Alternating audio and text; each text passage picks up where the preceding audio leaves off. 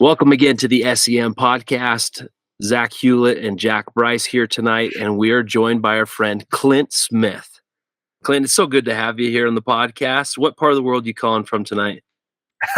Thanks. Yeah. I am calling from Rigby, Idaho. Very exotic place. Rigby. Very nice. Well, good. Clint, this has been a long time coming, and I'm so excited to have you on tonight and to hear your experiences in Scotland. Before we get to that portion, tell us about your experience before the mission, anticipation of receiving your call, and then that reaction of going to Scotland. Yeah.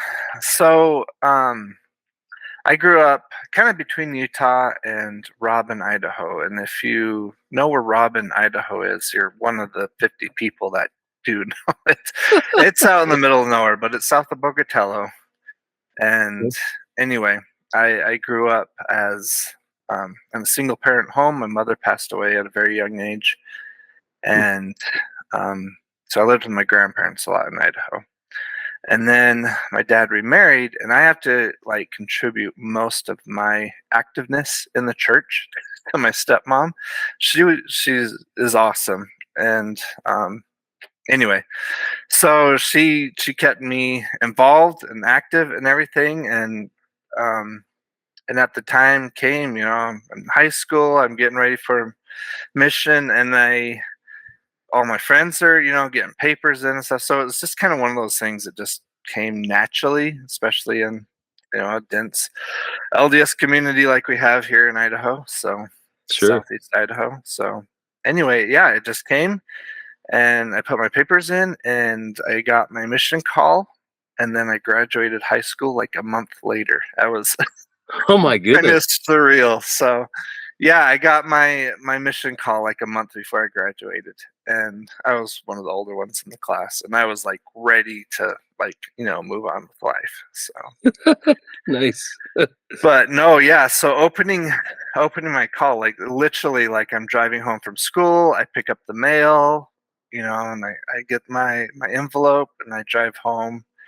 Um, and I think I had a couple friends with me, and they came home with me as well and opened the letter. And sure enough, I'm going to Edinburgh, Scotland. So as ongoing joke is, so y'all mispronounce that every single time. So I us love it. for our British friends, us uneducated Americans, right? Yeah. So I'm glad I wasn't the only one. Like listening to the other podcasts, I've been like, yes, every single one. They said Edinburgh. So I love it. no, Great. that's awesome. So yeah, and then that's it. So What was left the out. timeline of when you entered the MTC then? Yeah. So like I think I got my call in like May, Hmm. and then I left August 3rd, 2005, Okay, and then cool. came back in August of 2007. Nice. So Yeah, you're not far behind me as far as timeline. That's awesome. Okay. yeah, Well, before we get into the mission, jump to August of 2007 and what has life given you over the last 17 years? I mean, kind of crazy to think that. yeah, it's crazy to think it's been that long. So yeah, I came home and like I had already applied and got accepted to BYU Idaho up in Okay. Rexburg, just down the road Hmm. from where I grew up. And then I started a couple months after I got home, and started into school, went into like information technology, computer stuff. So and anyway, I met like this girl, second semester, maybe my first semester. But anyway, married. She was like the first girl that showed interest in me, and I ended up marrying her. And word of Nice. advice: don't do that. That's a bad idea. So, but we got divorced about 4 years later. Tried to make it work. It Okay. didn't work for us. So it was one of those things that happen, I guess. So Yeah, you're not Yeah, the only one, right? It's yeah, not it's not uncommon, and unfortunately, in our world today, it's just it ain't. If it's broken, sometimes you just got to let it go. yeah. So it was one of the things. Tried to make it work for a while, and then realized this is not working for us. So Yeah. anyway, yeah, and so I finished school, and during my college career, I actually started a business doing um, basically IT support for small businesses and stuff like that.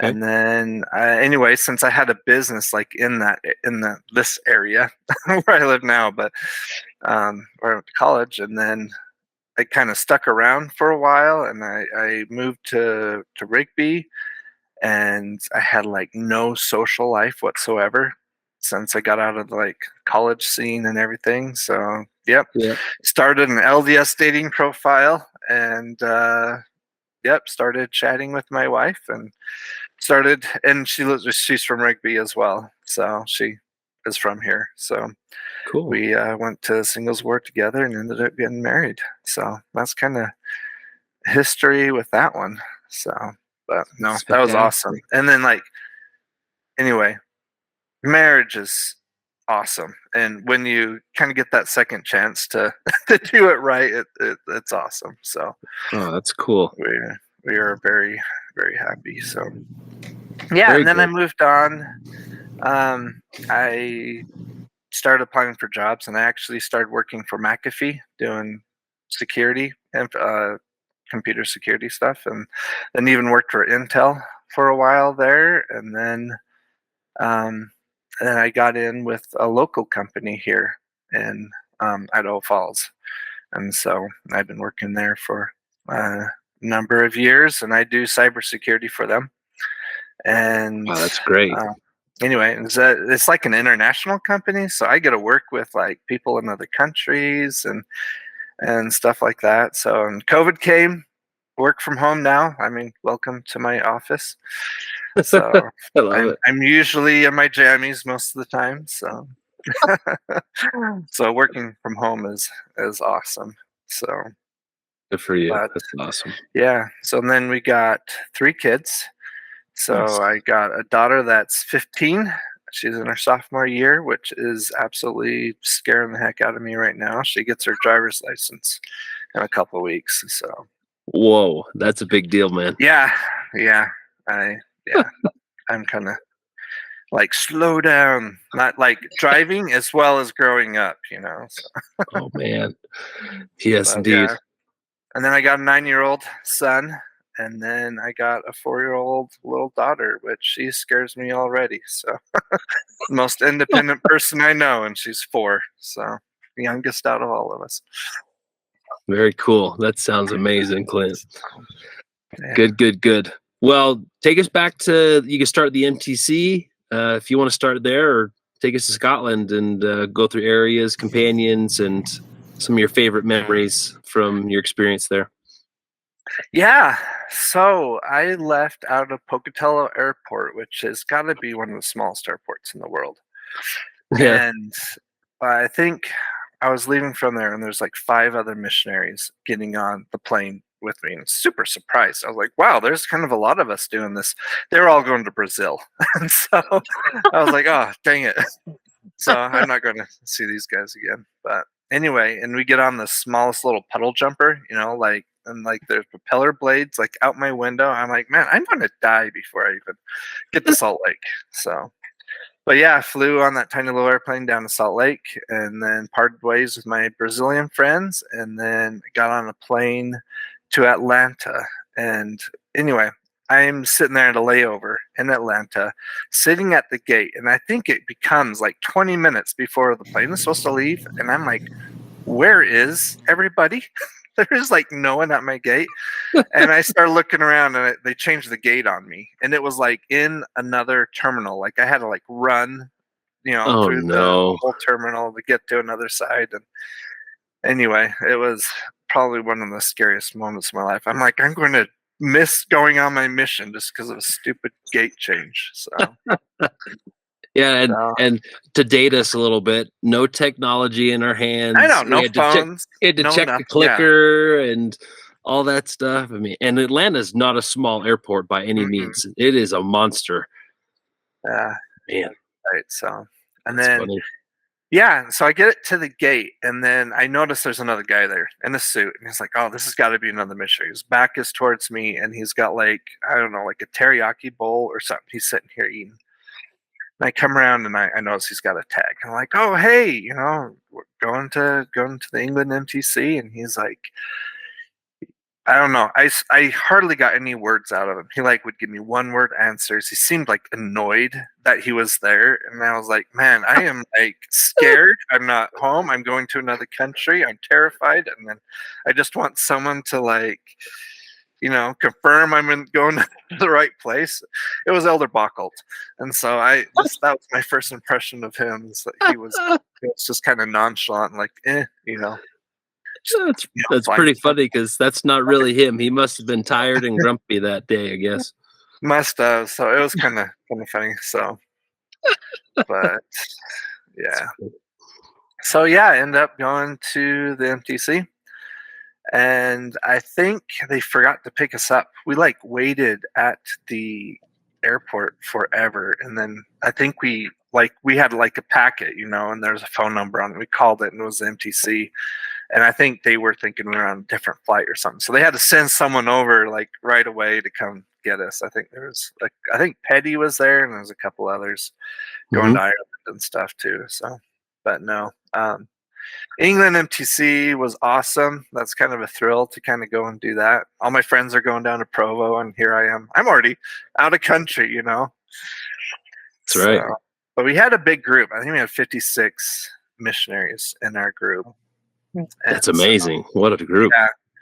And so, anyway, we had a lot of fun. And I know everyone talks about the food there, and some say they like it, some don't. I was kind of a hit and miss for me. Like, some things were good. Like, one day they served kebabs, and like, this is not the kebabs that we know from our mission. It was a lump of meat, seasoned, Indian seasonings and stuff like that. And it did not look appetizing at all. I don't think anyone ate it. And anyway, it was like one of those things like, where are we? Is this like the staple food here? So, yeah. And then, like, I think we held the tradition. I think we were going down after hours getting cereal and eating the most blandest of cereals we've ever, ate before. And anyway, it was burnt toast, all the fun stories, that everyone does. It's kind of funny. We all have similar stories. So true. I love With it. that. So anyway, Do you yeah, and so remember who your companion was in the MTC? yeah, so it was Dave Staten, and I kind of hated him. He was awesome. I liked him, but I was so stinking jealous of him because, like, seriously, he like lived 30 minutes away, and Yeah. like anyway, his family dropped him off there at the MTC, and then every Sunday, like, he would be out there and his family would be on the lawn, and I was like, extremely jealous that he's sitting there. Um, yeah, visiting with his family every Sunday and stuff. So no, that was kind of crazy. So yeah, so we did tracting and then PC chapping, but they like sent us out like I don't know in like the first week, and we had no clue what we're doing. And I was with this other English elder. It wasn't Dave, it was someone else. And we were chapping in Manchester, and then we checked into this Scottish guy, and I was like, this is awesome. I could not understand. I think it was my turn to do an introduction, and I could not understand a word he said. And then I'm looking at my English companion, and then he's like, I think I know a little. Like he wasn't even like, I don't think he's ever been to Scotland or anything, but it's like, yeah, I think I know a little Scottish. Like and I don't know, it seemed like someone was like, there was a huge language barrier even for him, and it was kind of funny. So that was like my first experience, Scottish person, Man, right in in the the MTC. MTC. Yeah. It's cool. And then we went chapping again, and I was with Dave Staten, and then like we like chapped all day, and then the last house we were at, And this lady answers the door, and like we teach like a full first lesson. We give them a Book of Mormon, and we like left the house on cloud nine. We got her contact information, and we're going to refer it to the local missionaries. And like we turned the corner coming out of her, front of her house, and then we like heard this ripping noise, and we turned around, and then out come like all these pages out the top window of her house, and like all these pages of the Book of Mormon are like floating down to the ground, and we're the biggest disappointment after the biggest high we've ever had. And anyway, I think we were like, we're That's done. brutal. Yeah, we're like, we're done. We're not chapping anymore today. And Dave introduced me in fish and chips at like some local chippy that was like right there around the corner while we waited to get picked up, and taken back to the mission home. Smart man right there. He's like, we're not eating at the cafeteria tonight.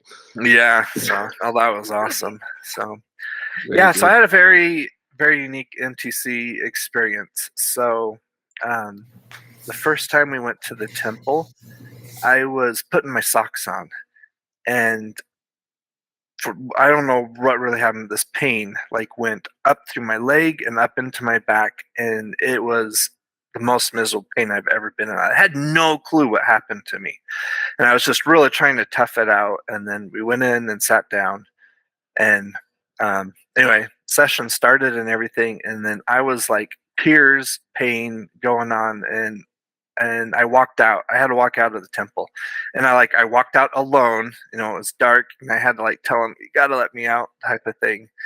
And I walked back to the MTC like all by myself from the temple. I'm surprised no one like came with me or something like that. But anyway, at the time they were thinking I had a strained muscle like in my back and stuff. Later MRIs has shown like I have bad discs in my lower back, and I must have done something, but it's something that still affects me every once in a while now. But so, and it was one of those situations I could not sit. Like I had to be flat, so either laying down or standing up. And so for I think about a whole week in the MTC, I was flat on my bed, and the MTC teachers actually gave me personal lessons. They would come to my room, give me personal lessons, and I slept. And that was the best thing for the jet lag that I had. Oh man, because we were feeling the jet lag pretty bad because we were like all asleep at 5 p.m. And all us American missionaries. But anyway, and that helped me get over the jet lag, and I was much better. And that's good. Anyway, so and then we headed up to the mission home. So we came in. So August 3rd is when I went into the MTC, and a couple of weeks later we went to Scotland. But the tattoo was happening, and the Scottish missionaries got to leave like a day or two early from the MTC because the tattoo was happening in the President Freens wanted to get us there so we could go to it the rest of the mission. And so anyway, we flew up to Scotland. Met the president and everything, and then met our companions. And so Cade Schmidt was my trainer from Calgary. Nice. So he's a pretty awesome guy. And I think there was a miscommunication. I think like the night when we got there, they said something else, and then in the morning, I was with Cade Schmidt. Like, so he thought he had got someone else, and then he got me, and I don't think he was very happy he got me. But anyway, there was kind of a mix-up there, and it was kind of silly. But yeah, we stayed the night at the B&B, right? The classic B&B. I think some people haven't done that. But the tartan carpets. I remember the tartan carpets and having like a proper Scottish fry-up in the morning, and it was like amazing food, especially coming from the MTC. And I loved that, and it was awesome. And I'm like, this is good. So agreed. It was a very good breakfast. We did Pratt's Hill in the dark, and it was rainy too, and so it was kind of somewhat miserable, somewhat surreal, looking out over Edinburgh with all the orange lights, getting used to the orange glow of Scotland. So that was kind of Nice. crazy. So, yeah. So next day we leave, take a train over to Glasgow. So I was in the Cathkin area, and I think it just barely got changed to Cathkin. It used to be Cambuslang, but the branch there was called the Cathkin branch. So I think they changed it to that. That's right. But yeah, so we got there that day. I unpacked, started GQing like the first day, and then like the next day we had to go back to Edinburgh to go to the tattoo. And like anyway, so I was like, Glasgow, Edinburgh, go to the tattoo. Awesome. It was amazing. Awesome experience going to the tattoo. I loved that. So Yes, indeed, man. trying to think. I got my notes here. I gotta reference them. So You're good. I'll tell you my experience recently. Yeah. I went back to Scotland in August and went to the tattoo with my family, and I bawled the entire first number because Yeah.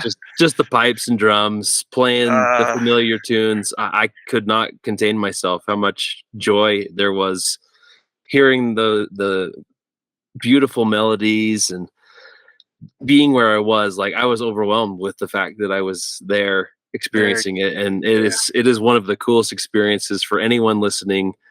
I know it's a crazy time to be in Edinburgh with the Fringe Festival and everything going Yes. on, but it is worth it. Those 3 weeks in August that they put it on, it is spectacular. Yeah. So no, it is awesome. I love things like that, like concerts and stuff. So the tattoo was mean, the Fringe was awesome, and I was like, I couldn't wait for the next year when we could all go again. So Yeah, exactly. yeah. So we get into our flat, and it is like the tiniest little thing, and we're in Rutherglen, and they're like boxes. They're painted white boxes, and there's a million of them. And anyway, and there's like 4 flats in it, and we're in the top. And anyway, it was like this 1-bedroom apartment. It was so small, and the kitchen, like we couldn't even get like 2 people to like pass in the kitchen. And then anyway, it was so stinking small. And I remember like when we like tried to work out in the morning, we worked out on the stairs. Our stairs was like inside, and that was like the only room that we had to work, like do stuff was on the stairs. So anyway, it's kind of crazy. I worked out on the couch most mornings, Clint. Hey, this is like the first couple of weeks of my mission. It's probably the only time I worked out. So That's true. That's true. we Jack all did that. So Jack had me on a pretty good regimen for about 3.5 weeks, and then we were like, "All right, enough of this. We're good." yeah. So well, that was it. So yeah. So Maureen McFarlane, I have to mention her. So she was like the lady to know in that branch, and she had an inn with the Osmonds. Well, I think the mostly is because Brandon lived in her flat. Like the missionaries lived with her, which was so strange to me because she's like the single lady. I mean, she was Right. like, I think she was like in her late 50s, 60s when I was there. But yeah, it was kind of crazy. And she was very much still friends with the missionaries. And I think the flat we were stayed in was like her son's flat that he rented to the Oh, that's church. cool. So, but we still had a key to her flat as the missionaries. Like we could come and go to her house whenever we wanted. And we would do like missionary letters home there. So we'd do our emails and stuff. And then I think she had like 3 movies, and I think it was um like best 2 years, and I don't know, a couple of others. It was the Cone of Many Colors. She had that one, and then anyway, and That's I amazing. suppose we could watch those movies, and that we watched those too many times. They were awful and cheesy, but no, That's but great. yeah, no, she was pretty awesome.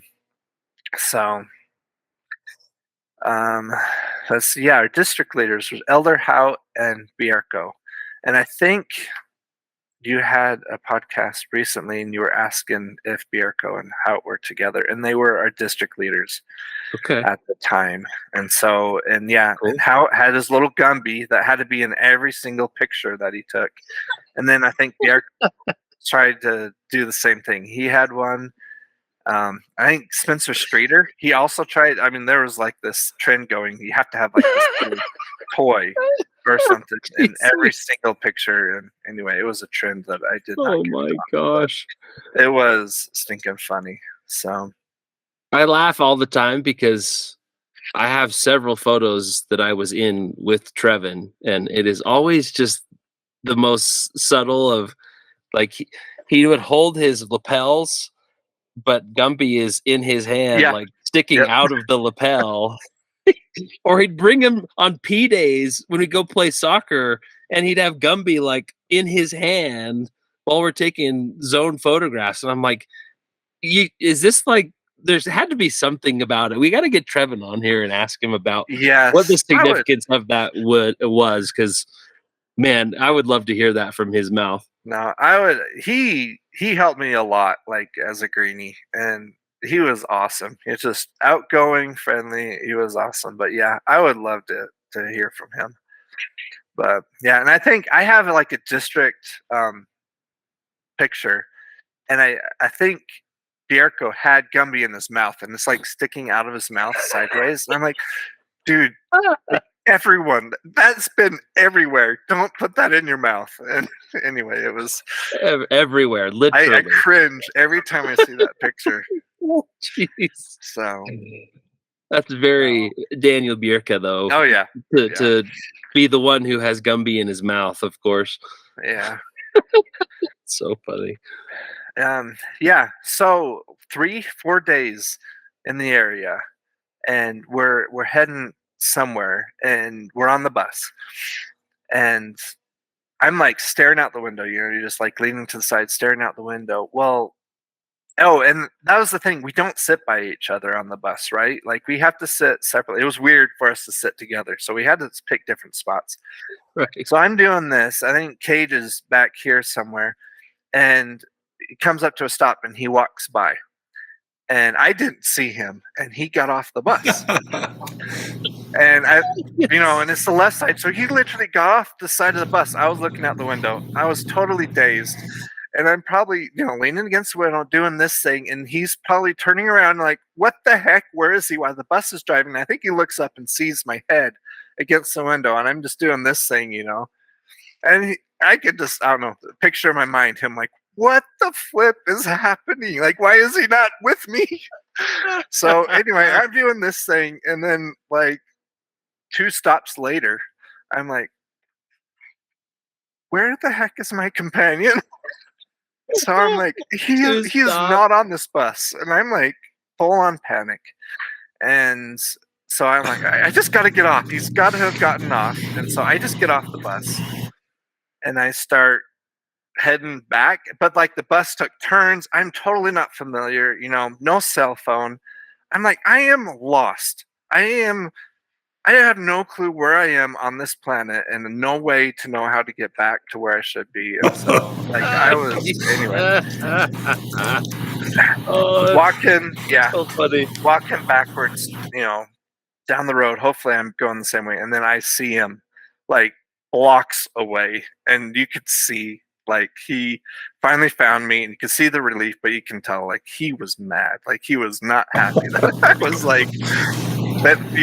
He lost his greenie, but anyway, yeah, so that was kind of crazy. That's hilarious. Yeah, He didn't lose his greenie. He just didn't think that you were that yeah, out of it in the moment, right? right. That's amazing. So anyway, so there's another person I have to talk about. This is Bronya. I think Elder Rittman. So I think he went home and I replaced Elder Rittman. Okay. And he talked about her, but that she was this Polish lady, and she was not really an investigator, but I think the missionaries tapped into her a long time before, but she liked the missionaries' company. She was single, and she would say, "Come by every few weeks" or something like that. And we would go. I think we'd call her and set an appointment. We'd go, and she'd feed us like a 5-course meal. Well, Oh, wow. and she's Polish, and like delicious. The most, it's like sausage and these salads, and there's like even caviar on the salads. It was like Holy cow. amazing food, and she just kind of went all out for us. And she was Catholic. She was not changing religions at all. She was staunch Catholic, but she was extremely nice, and she liked our company, I guess. Hmm. Well, Cade Schmidt failed to inform me that the Polish culture, if you eat all the food on your plate, that means you're still hungry, and she's going to make you another plate. And and a lot of even the Polish and even Scottish, they prepare the plate for you. You don't dish yourself out. They usually bring you a plate full of food on it. Well, here I am, Idaho, finished, all the food on my plate type of thing, cleaned it, and then, yeah, it was so good, I'm stuffed. And then she comes and puts another plate in front of me, just as big as the first one. And I'm like, what the heck? And then I have to finish that too. I can't be rude. And I made it through most of it. And my companion, he finally busts out laughing. He's like, dude, you don't have to eat it all. You actually have to leave some food on your plate. And so He anyway, let you get through a whole plate before he told you? That's so funny. Yeah, Cade was the one where he omitted information for you. He was definitely one of those people. He just would omit things, and we would watch the world burn. I agree with that. I served with Cade for 4.5 months. So yeah, so no, he was teaching me GQing one day, and I'm an introvert. You get me one-on-one, I can talk forever. So don't let me get away with that tonight. But group settings, I don't. Going out to people I'm not familiar with, I freeze up. It's hard for me. So he's getting me GQing, and he's like, okay, we're walking down the street, and people will be passing the other direction. He's like, okay, now go do this one type of thing. And then there's a couple of these ladies that were well endowed, and he's like, you have to do this one. You have to do this one. And they were out there, and I could not. I tried so hard to try to open my mouth and talk to him. He's just sitting back there laughing. He's like, no, don't do it. Just walk by them. But I'm here trying to take him seriously and try to do that. Again, he's sitting there watching the world burn. He set me up on this one, and that's Cade for you. So he had played another prank on me. We went to High Flats in the Gorbals of all places. If you know Glasgow, Gorbals is the ghettos, aptly named, and it was a very harsh and scary environment. We were never supposed to be there after dark and stuff, but we had some investigators there. And anyway, he tried to play this trick where, okay, we got a chap in these high flats and stuff, which we're not supposed to. It's against the rules. So I'm like, why are we here then? And anyway, okay, do this door right here. And I'm like, okay, this is so suspicious, Door opens. I'm right there in front of the door, and this lady comes out, and she's the thickest Glaswegian accent. She starts chewing me out and going on, and I'm like, whatever prank you're playing here, I don't think it's working, because I can't understand a single word she's saying. So the thickest Glaswegian accent. It took me a few weeks to get through that and get some semblance of what people are talking about. But yeah, no, it was awesome. So, but yeah, so much chapping. He worked the heck out of me. We knocked doors, thousands of doors, I felt like, and GQ'd in the high streets in Glasgow. Met a lot of awesome people, had a lot of some positive experiences, some not so much, but it was rough. I was having a hard time coming from rural Idaho into dense population city like that, and all the people. I was really having a hard time, and it was starting to wear on me. And I was like, this is not my thing, not my thing. And anyway, it took me a little while to kind of get into, I don't know, to being the missionary. But Guy Fawkes Day comes and goes, and that is the biggest holiday ever in Glasgow. 2 weeks leading up to the day, you could hardly see through the air. There was so much smoke in the air from people setting fireworks off and stuff. And anyway, like cars' headlights had beams, in them, and I was like, "This is the worst pollution I've ever seen." But no, it was awesome. I think we went to Glasgow Green, and they had like fireworks and a laser show and stuff, and it was the coolest thing. We really enjoyed that. But then we had to walk 5 miles back to our flat because the buses were just, full, just crowded. So, um, And getting lit on fire probably too. yeah, and the Ned's going on. Yeah, and that was the thing. You walk through. We had to go from like Glasgow City Centre. We had to go through the Gorbals to our flat, and you're not supposed to be there after dark anywhere. And here we are on a holiday where people set things on fire. Yeah, I think we passed 3 cars that were fired on the side of the road that Neds have um, set on fire. And the thing is like going through the Gorbals, like after a few months, there was just normal things you'd see. Oh yeah, there's kids beating someone up. It looks like they're curb stomping someone. And then, oh yeah, there's a car on fire over here. Those people are running. I think we should be running too. Like it was. Like, where are you? Where am I? This adds to my depression at the time, right? So, and I think we got stuff thrown at us all the time, and go back to Utah all the time. And I remember Cade, he had his little Canadian flag on the back of his bag. He'd have to show, and everyone's, "Oh, you're okay, you're okay." So I think he saved us from getting killed a few times by showing his Canadian flag. Pretty funny. No, it was awesome. So we were teaching this African family at the time, and they spoke French. I had really little interaction with them because I could not understand what was really going on, other than smiling and like, yeah, Cade's doing an awesome job, teaching them. And he learned French, growing up in Canada, and so he was teaching them. But they came from Burundi, Africa, and I think a similar story to a lot of some African people. Like they are wanted in there. They're coming for refuge in Scotland, trying to immigrate and stuff. And I think he came from like a war-torn zone. And then here we are, Guy Fawkes night, and he's like sitting here like in broken English, like, why they do this? This is not good sound. When I hear this sound, people die. Like, and I was like, okay, Guy Fawkes isn't fun anymore after visiting him. He's like, not having fun with that. And then they have this tradition, like they have to make sure you get off their property safely. And so he walks us out the door, scared as heck. And then there's like a guy that launches a bottle rocket from like a 2-story window, like right above him. And he like ran in the house, dove under the bed. And I think, I guess we'll see yourselves off your property today. He's like, go. But no, they were an awesome family. Cool. But I think things came up with their immigration status and stuff, and we were not able to teach them anymore, which is super sad. But it was like a whole family, and they were coming to church every week. So nice.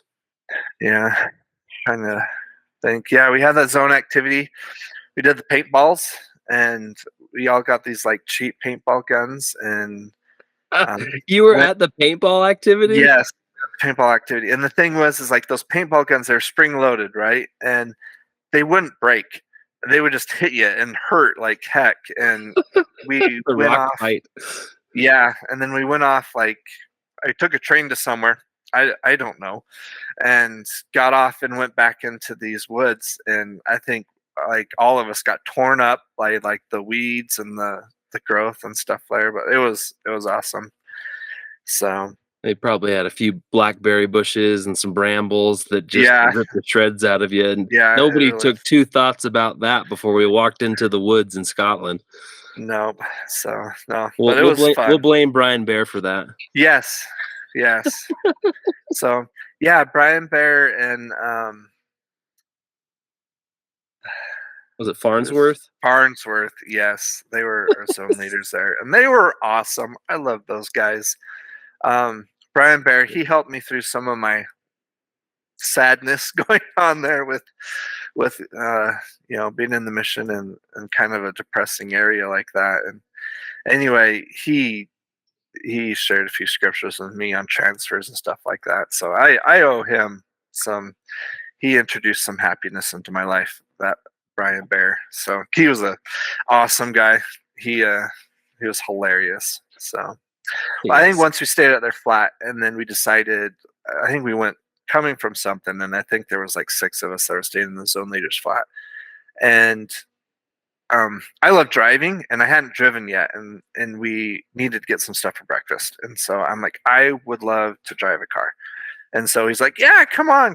And we get in the car, and seriously, it's like 2 blocks down the road where we're driving. And I'm driver's seat, driver's seat. And then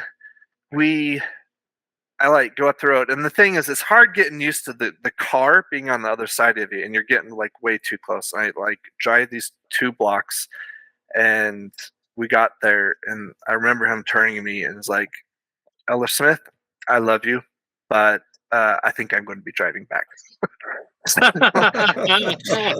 But yeah, I think I almost clipped a few mirrors and stuff like that. But no, that would be a hard place to learn to drive. The heart of Glasgow, man. It's different than learning to drive in the countryside. That's for sure. Yeah, no, it was crazy. So how long were you with Cade?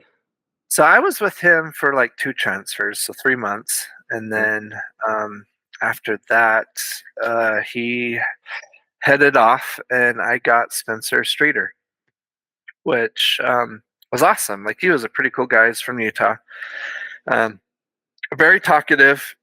He was very much, he had his own personality, and it was his, and he didn't waver from that one bit.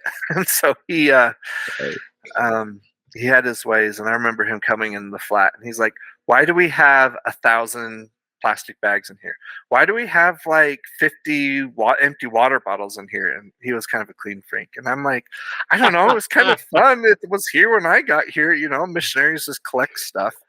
And so, and I think we doubled the room in that flat. I was like, wow, this actually is not so small. Like, we threw a bunch of stuff away and did that. But no, he was pretty awesome. And he was like one of those people, like, we have to give something to people when we go visit them. And so then hence comes the toffee days. He found some toffee recipe, and we perfected making like toffee, like butter, sugar, pour it out on wax paper, let it harden, and break it up, and and we made probably 100 batches of toffee. I don't know how we could eat of the cost of the butter and sugar we were buying all the time to give away. I think we were known for like the weird missionaries that gave away toffee whenever you saw them. Like, I think people were like, oh, thanks, Oh my gosh. They probably didn't eat it, but anyway, we perfected making toffee during that time. That is fabulous. Oh my gosh. Yeah, so it's fun. We recently had a conversation with Spencer. He hasn't come on the podcast yet, but this will be a good push, hopefully, to get him on. And he did not mention his perfection of toffee making with you, Clint. That's pretty fun. No, yeah. So that was fun. And then I remember he had a chicken, a toy chicken. You squeeze it, and it, makes an awful sound. And he started putting that in all our pictures too. So he had to follow how. So the stupid chicken was a part of every single picture I took with him. So yeah. So while I was there was this member family that we'd go visit, dinner appointments and stuff, and we went and visited him, and he was like, okay, Elder, where are you from and stuff? Pocatello, Idaho and stuff. He was like, oh, do you know where Robin is? And I'm like, no way. There's not a single person in Scotland that would know where Robin is. And anyway, and he's like, yeah, so the guy that baptized me into the church came from Robin. And then I'm like, I know of one older guy in our ward from back home that did go to Scotland on his mission. And so anyway, wow. I reconnected them, and anyway, it was That's awesome. amazing. So they were about the same Wow. age. And they, so he was like 20 when he baptized him and everything, but brought him into the church and his whole family and everything. So I got them reconnected, and I think they went over to Idaho and visited them and everything while I was still on a mission. They went and saw my parents too, but it was incredible. like the coincidence of something like that happening is just out of the world. And so, no, seriously, I reconnected them. The thing No is, coincidences. I know. It's all meant to be, Clint. I know that, man. Yeah, Golly, but I mean, that's seriously, it was like unbelievable. 40 years that they hadn't talked to each other or something like that. Wow. And we got them reconnected, and that was awesome. So That's so cool. it's cool. We had Thanksgiving there. So Sister Ford and Sister Buckley, they were really awesome sister missionaries. I think they were friends before they So came, and they're from my hometown, and they listen to these. Really? So that is awesome. Sister Ford and Sister Buckley, listen. Yep. That's amazing. My mom got them set up to listen. That's so good, Jack. Well done. That is awesome. I remember them because they were really like our grandmas, and they would we had Thanksgiving, and I think we played some American football, and they fed us like a Thanksgiving dinner and stuff, and it was the coolest. I loved Sister Ford and Sister Buckley. They were awesome, and they were friends too, like from before. So, and they came on the mission together. It was such a kind of a cool experience hanging out with them. But no, I remember them, and they were really cool. So, so getting towards the end of this transfer with Spencer, and we're making all Christmas plans, right? And so like Christmas was like 3 days after transfer, and it's like there's no way. I mean, I'm only with them for one transfer, and I think some plans involved because we could like watch movies and stuff. They involved watching some movies that we really wanted to watch. We set it up. Possibly some PlayStation things were planned, and I got moved. No. Of course. So like all these Christmas plans, and it's something that I remember Streeter and I joked about, and he even wrote it in my T-book. It was just like all these plans that we had set up, like planned the whole day of Christmas, because it's like the one day a year that we get off, right? And yeah, they were just shattered. So yes. Oh man. So I got the call to move down to Galashiels in the borders of Scotland, and my companion there was Elder Nathan Erickson, and so he was awesome. He was near the end of his mission. I think he is from Bountiful area or something. It's from Utah. I think that's right. Yeah. And anyway, it was just kind of nice. He was more my type of person. Like he was very chill. He was laid back, and I don't know. I got along with him so well, and it really kind of took me out of that depression I was in. And like we were having fun, and we had a pretty awesome experience. And then, 3 days later we had Christmas, and I think we played Disney trivia game with some members, and I was like, this is so depressing after all the other plans we made. But it was awesome. Oh, I have to tell the story. I got to rewind a bit. So I'm with Ella Schmidt and GQing, and I think we're on opposite sides of the road, and I'm over here, and there's this guy that starts kind of wandering down the street at me, and then he before he gets to me, he falls. He collapses to the ground. I'm like, oh, let me help you, and stuff. And then again, Cade across the street watching the world burn, not helping me at all with this person I'm trying to help up. And I think I get him to stand up again. He falls down again, and then at that point, I can smell it. And I also saw that he had relieved himself too. And I mean, it's like 10 a.m. too. Like he probably spent the night in a pub and came wandering out and wanders right in front of me. And anyway, so no, it's just Cade watching the world burn over there while I'm trying to deal with this situation. guy that's peed himself on the side of the street, and it's like, what do I do? Do I just leave him in the gutter here, and I'm just going to move along? So Yes. Unfortunately, yes, that's about what you can do is just leave them there. I guess there's not much else. yeah. Oh, that's funny.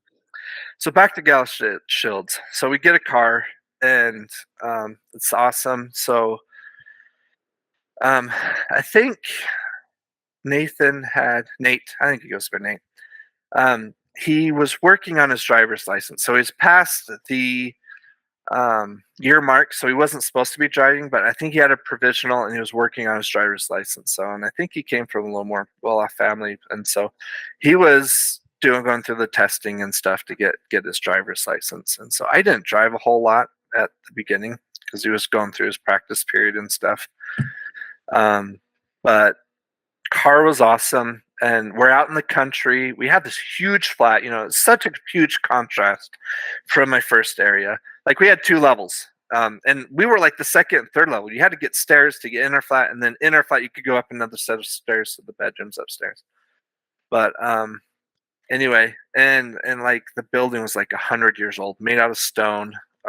It was awesome. I had a living room as my study room. He had a dining room as his study room, and anyway, 2 bedrooms. We had a changing room and a sleeping. It was just the coolest thing ever, and that really helped me get out of my depression. It was just like, okay, this is now fun. It's not such miserable living conditions as it was in Glasgow, but.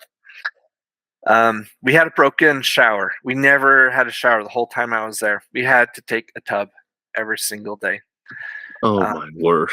And yeah, and sorry, I gotta go forward a bit because Elder Ashley Devine brought this up in his podcast, but he said that he kind of had to make it so, like, I would he was my next companion, but I would have to get up, get in the tub every morning, and then after using it I had to clean it, and then I had to start filling it for him so that when he came out he could get right into.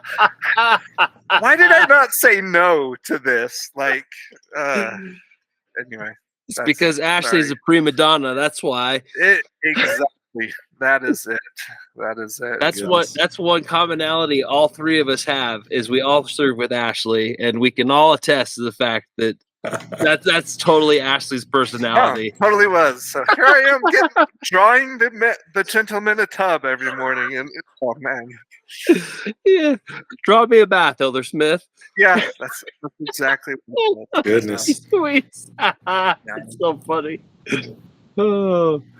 You're a good man to do it, though, Clint. Oh, gosh. I was gullible as heck is what it was. Man. I've done that nowadays. So, my gosh. Sorry, I jumped ahead there, but with You're good. That's hilarious. Yeah, so with Elder Erickson, he was actually already teaching someone that committed to baptism, and it was this 11-year-old girl, Sarah Wilson, and she lived with her grandma,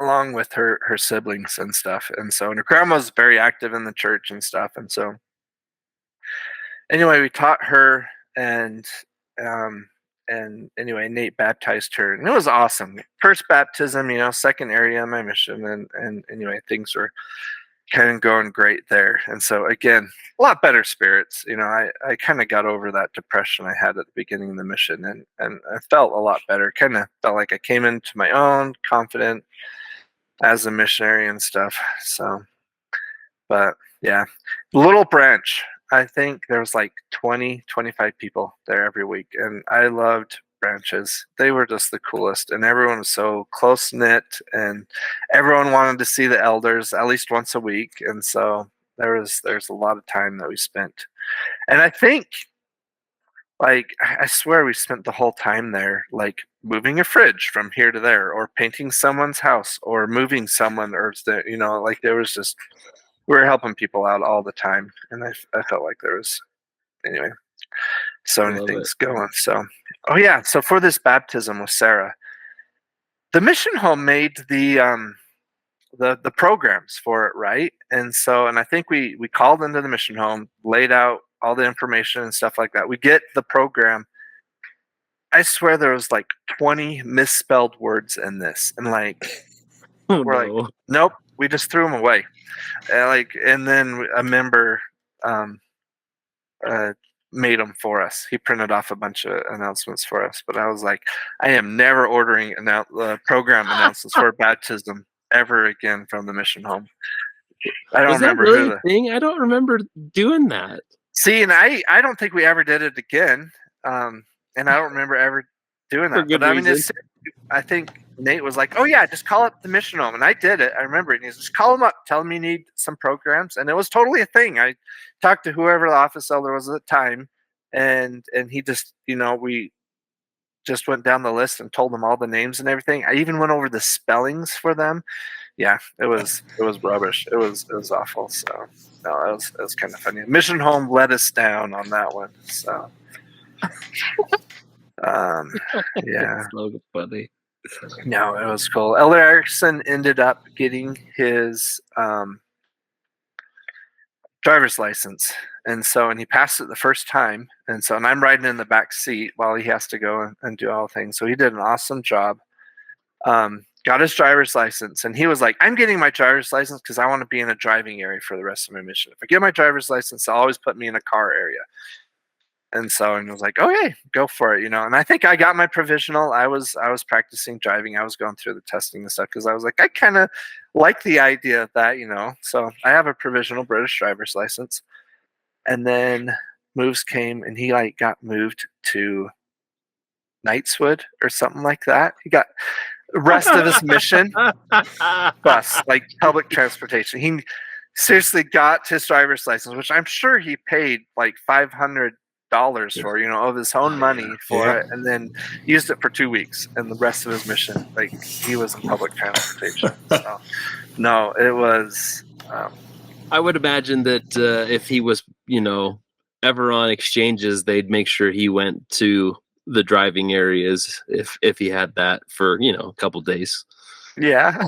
I would hope so. I mean, yeah, that's an epic waste of someone getting a driver's license, man. It really was. So, Gregg's. I have to talk about Gregg's. This is my first appearance with Gregg's. Right? Yes. Oh my gosh. The most amazing restaurant ever. And why is it not worldwide? But I agree. Amen to that. Those not familiar with Gregg's, it's like this small shop. It's really small, and it's seriously like you walk in, and like 3 walls full of like sandwiches and like drinks and treats, and then the best like pastries ever. And you could go in and get a sausage roll and like a meat pie and a drink for like £5, and that was lunch. You're making me so hungry. Oh my gosh, me too. Loved Gregg's. That was awesome, and I think it was a thing, like, because we had a big area, so we had to go. Like, this day we were in this town, this day we were in this town, and there was a Gregg's in Hoyk, and we would always go down to Hoyk and lunch every time we got Gregg's. It was just the thing to do. And so anyway. Oh man, you're right though, Clint. Like, I had forgotten. Everybody has brought up Gregg's.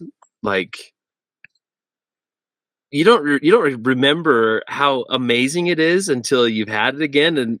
And when we were we were actually in Mintlaw of all places. So where the Buchan branch or the Buchan ward is, we stopped at a petrol station, and I'm like, "There's a Gregg's. Let's just get something to snack on." And I had it again, and I went, "Oh my word!" And I kid you not, our family stopped at almost every Gregg's we saw the rest of the trip, because it was like, "Hey, I'll give you a quid for a nice donut, or a sausage roll, or a steak pie or something." And it was just unbelievable. So yes, I don't understand why it's not worldwide. It's like Starbucks, like, just put them on every corner. Yeah, we need them, and they're small. There's just a small little humble shop, and anyway, but orange and blue. You look for that, and you just have to stop and go. Oh, so good. So we had a member in the ward that was in and out of the hospital, and the first time Erickson and I think a member told us that there was this other member in the hospital, and I think they were somewhat less active. Both of us hadn't really seen or knew who she was, but we got told she was in this room. So we go to the hospital and yeah, we're looking for rooms, such and such. And oh yeah, it's down here. And we go there and anyway, go in this room. There's a nice lady there. We chat to her for about 15 minutes before we found out she was not the person we were supposed to go and see. Oh no. And I think it came up because they're like, well, did you want a priesthood blessing? And she's like, priesthood? What's the priesthood blessing? And we're like, is your name no. I thought you guys just came in to visit people, she was like, you LDS, Mormon missionaries come and visit people in the hospital all the time, right? And so anyway, it was hilarious. And so we were super embarrassed that we were in the wrong room with the wrong person, No, we were in the right room with the wrong person. I think they moved it to another room. But anyway, it was hilarious. It was, yeah, stinking hilarious. Yeah. Did you guys ever have experiences where you had a single gentleman that you would go and visit for dinner appointments and they fed you the weirdest bachelor meals? Yes. Potatoes out of a can and corned beef and stuff, oh man. We had a gentleman in this area and we had a weekly appointment, and it was seriously how do we stomach this every week? Because yeah, the little potato, you could get new potatoes in a can, dump them on a plate, and sometimes they weren't even warmed up. And anyway, it was hard to stomach that stuff. But I'm sure that's part of the experience that I'm sure we all had there. So. Yep. They tried so hard. Bless them for their efforts, but my goodness, it was never the ideal moments.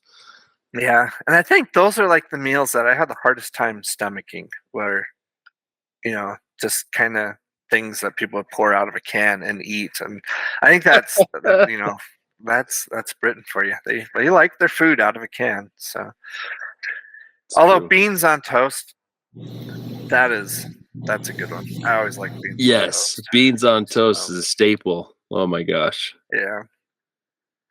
Yeah. So Ash Devine comes in, and I think he's coming from Shetland, and he was just with Brandon Osmond.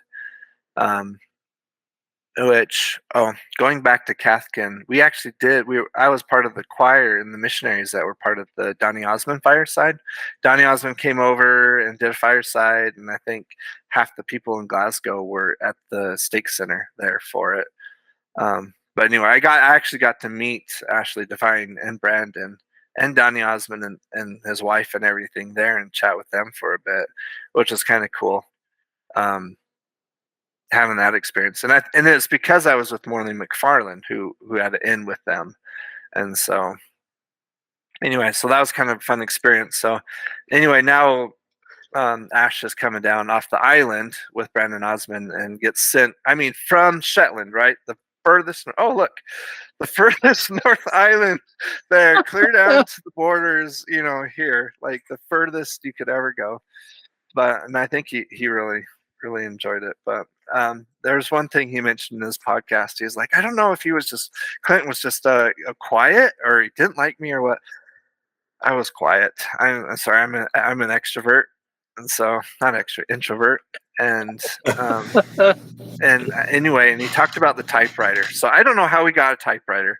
We had this typewriter in the flat. I think someone just gave it to us to give it to a charity shop, and we kept it. But we started this thing where we would just type on the typewriter, and it was physical paper in it. And anyway, and we would, as we were past it, we would look what the other one said. And I don't know, it was just the funniest thing. And I don't know if I just had to recharge my batteries socially. Ash, he's very talkative. He's very over the top, and I think it just drained me. But yeah, the typewriter, and I was like, this is how I can communicate with the guy. So no, he was awesome. I loved Ash. so much fun, and like he definitely brought a lot of fun to the area, and like the pink ties, like big into the ties and stuff like that. Whoa, that's an understatement, Mister. He probably had 20 or 30 pink ties by itself. I mean, that Yeah, guy had out the of most hundreds. epic collection Yeah. of ties I had ever seen. Oh, And how yeah. he hauled that around, like he had to have had a backpack just full of them or something. Yeah, Like unreal. exactly. No. So, but yeah, so he got me into the ties, and there was a Burton's in the high street in Hoyk, and they, what was it? Like there was something at Hoyk. We always had to go there, and Burton's was not very far away. And so naturally, every week we went to Burton's. And the thing is we went there so many times and bought so many ties. The lady at like the cash register, she got to know us. Like she was like, "Oh, hey lads, ties on sale in the back. You know the new ties. Go see the tie." Anyway, it was just the craziest thing that it was like we were just every time we walked in there, "Ooh, ties!" You know, she'd steer us towards the ties. And we were probably her best customers. We bought ties, you know, and they're nice ties, thick, you know, thick fabric, all, you know, all threaded. There's no print, you know. So anyway, he got me on that, and I think I went from like 3 ties to like 50. Oh my Again, gosh. how did I afford to eat while I was buying ties every week, you know? But I mean, they weren't that bad. They were like 3 or 4 pounds of ties, so Yeah, they weren't bad at all. It's true. not bad at all. So so interesting enough, we found this excommunicated member while we were down there, and he was a younger guy. He was not too much older than us. I think he was a nurse, but he got excommunicated for smoking pot. And the thing was like he was totally involved with the gospel. He loved reading the scriptures. Couldn't quit smoking. Like like we go to his house, and I don't know. We flushed it down a few times. And anyway, we tried to find his pot in the couch or where he'd hide it, and we tried to get rid of it, and we tried to get him to come back to church. And I think we did get him to come back to church a couple of times, but we'd sit there and read scriptures in his house, and his scriptures had like burn marks in them from ash from smoking a joint when he read his scriptures. And like, this is anyway. So man, yeah, that sounds like a spiritual experience right there. I know, right? And so anyway, that was kind of a fun experience. So I don't know where he's at now, but that was the thing. We would go read. I mean, he never smoked in front of us, but we go read scriptures with him, and yeah, his burn marks in his scriptures. But he still loved reading, so he was an awesome guy. But struggled there. So yeah, discovered Iron Brew there, and I think we were counseled not to drink it, probably because I had caffeine in it or something like that. I drank Mission ruled during President Breen's time. Yeah, I drink a lot of Iron Brew. It was a thing.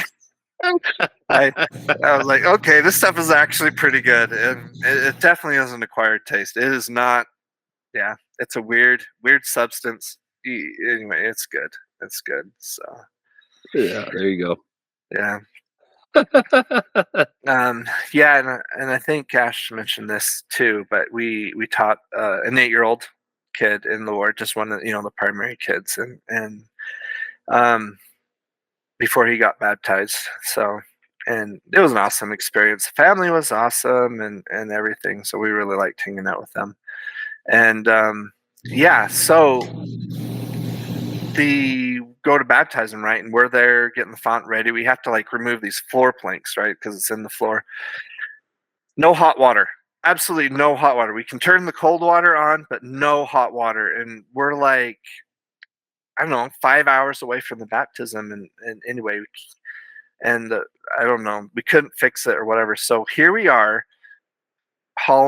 we're boiling water on the stove in the little kitchen there, and like from a little kettle, the electric kettles, and we're just I swear it was 5 hours going back and forth, and we're filling it with cold water, and we're dumping in boiling hot water from the little kitchen, and I think it ended up only like lukewarm at the end of the day. But anyway, it worked.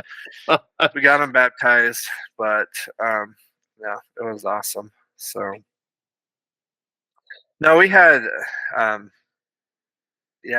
a pretty awesome relationship, Ash and I, and it was like one of those relationships where like members would like leave the room or something, and if we were left alone, like a pillow fight would break out or something like that. I don't know why we didn't get in trouble more than we did. So,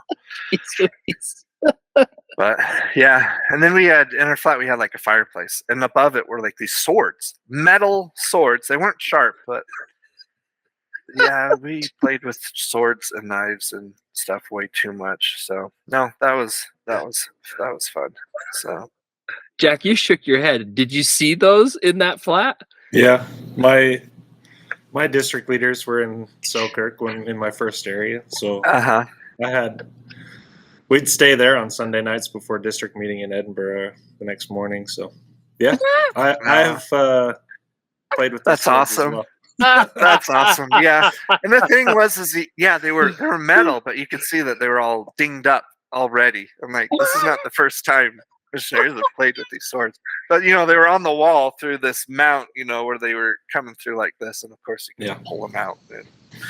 Was it just decor, like on the flat? Yeah, it was just decor. Who the heck thought putting real metal swords on the wall in missionaries' flat was a good idea? But oh my gosh, that's so funny. It was awesome. So I'm sure somewhere in some missionaries' archives of digital camera recordings there are sword fights with the missionaries. Yeah. Hilarious. Yeah, no, we've got plenty of those. So so Ash was not supposed to drive, and I think he didn't have a license or something, but he loved driving, and me, easygoing as I am, because I'm, always taking care of Ash. Got to fill his tub for him in the morning.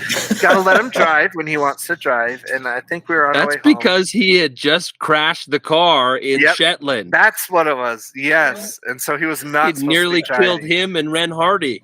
Yeah, oh my goodness. And so our district leader was Loganberg, and Logie Bear. Logie Bear, and he knew Ash was not supposed to drive, and I think I was told like when he was going to be my companion, I think President told me, "Do not let him drive." And then anyway, he did. I let him drive. I had to take care of Ash, man. He needed. I was like his servant. No, so yeah, we're on our way home late at night, and it's like, oh crap, we were supposed to call and give the district leader our numbers. So here I am in the passenger seat, and Logie Bear calls me up.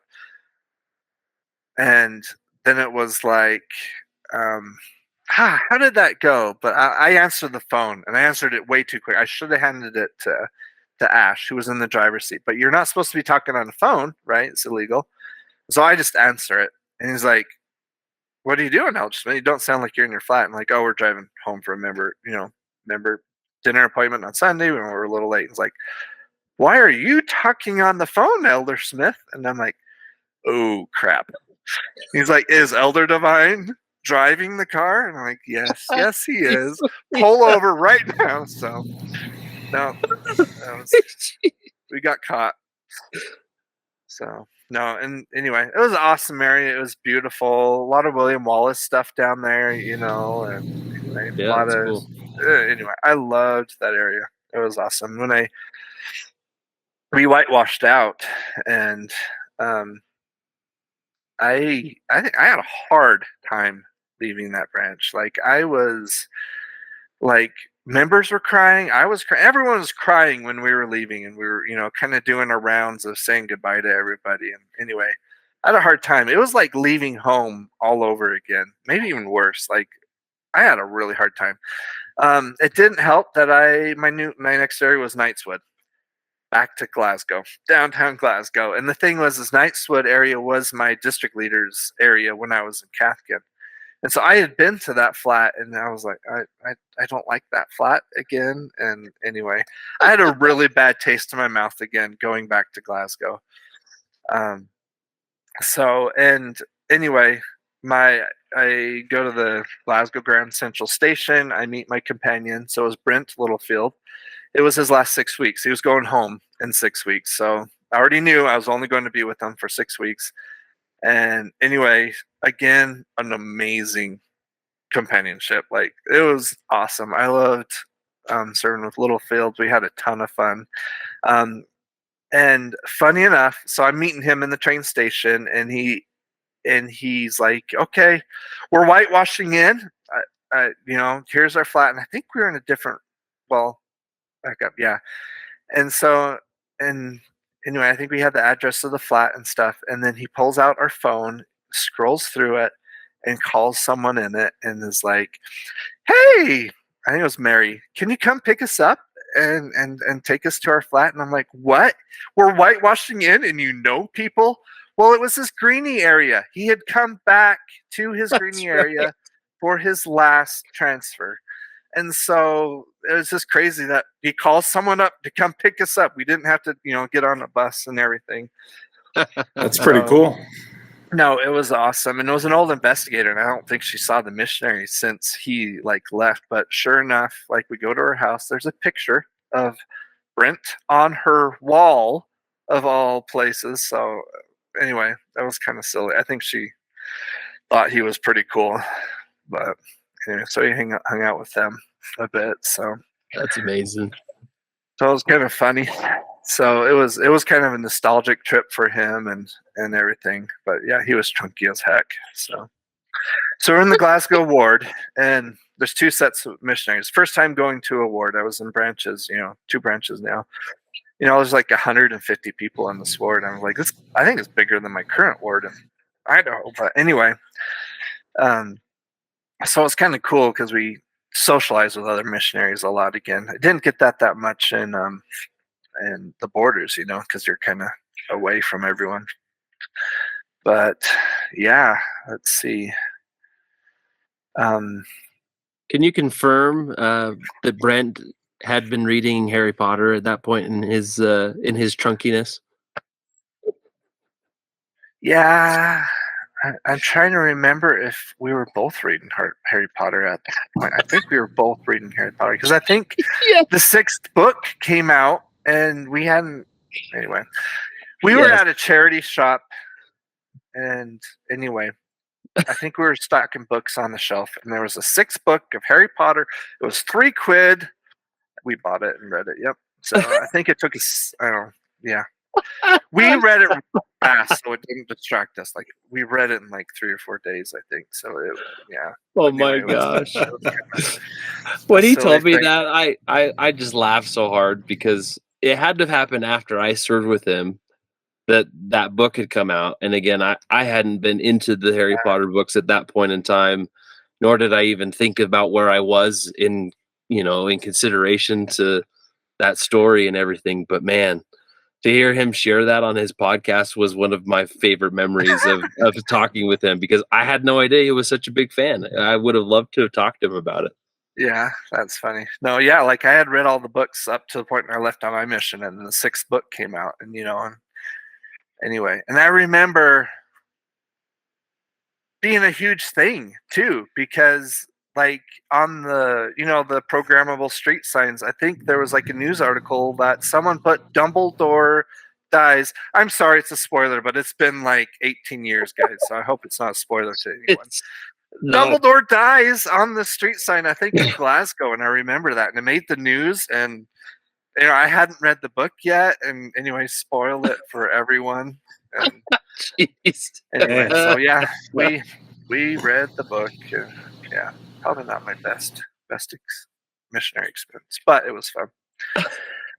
He was all about it was his last 6 weeks, so he had to buy all the things, right? So he had to get a kilt, and we were running all over the place. We had to get a kilt and a jacket and the shirt and the shoes and the socks and the sporran and the skiing do. And anyway, I felt like every P-Day we were searching for his kilt get up every single P-Day. It's just what we did, and it was fun. I got a few things too, so nice.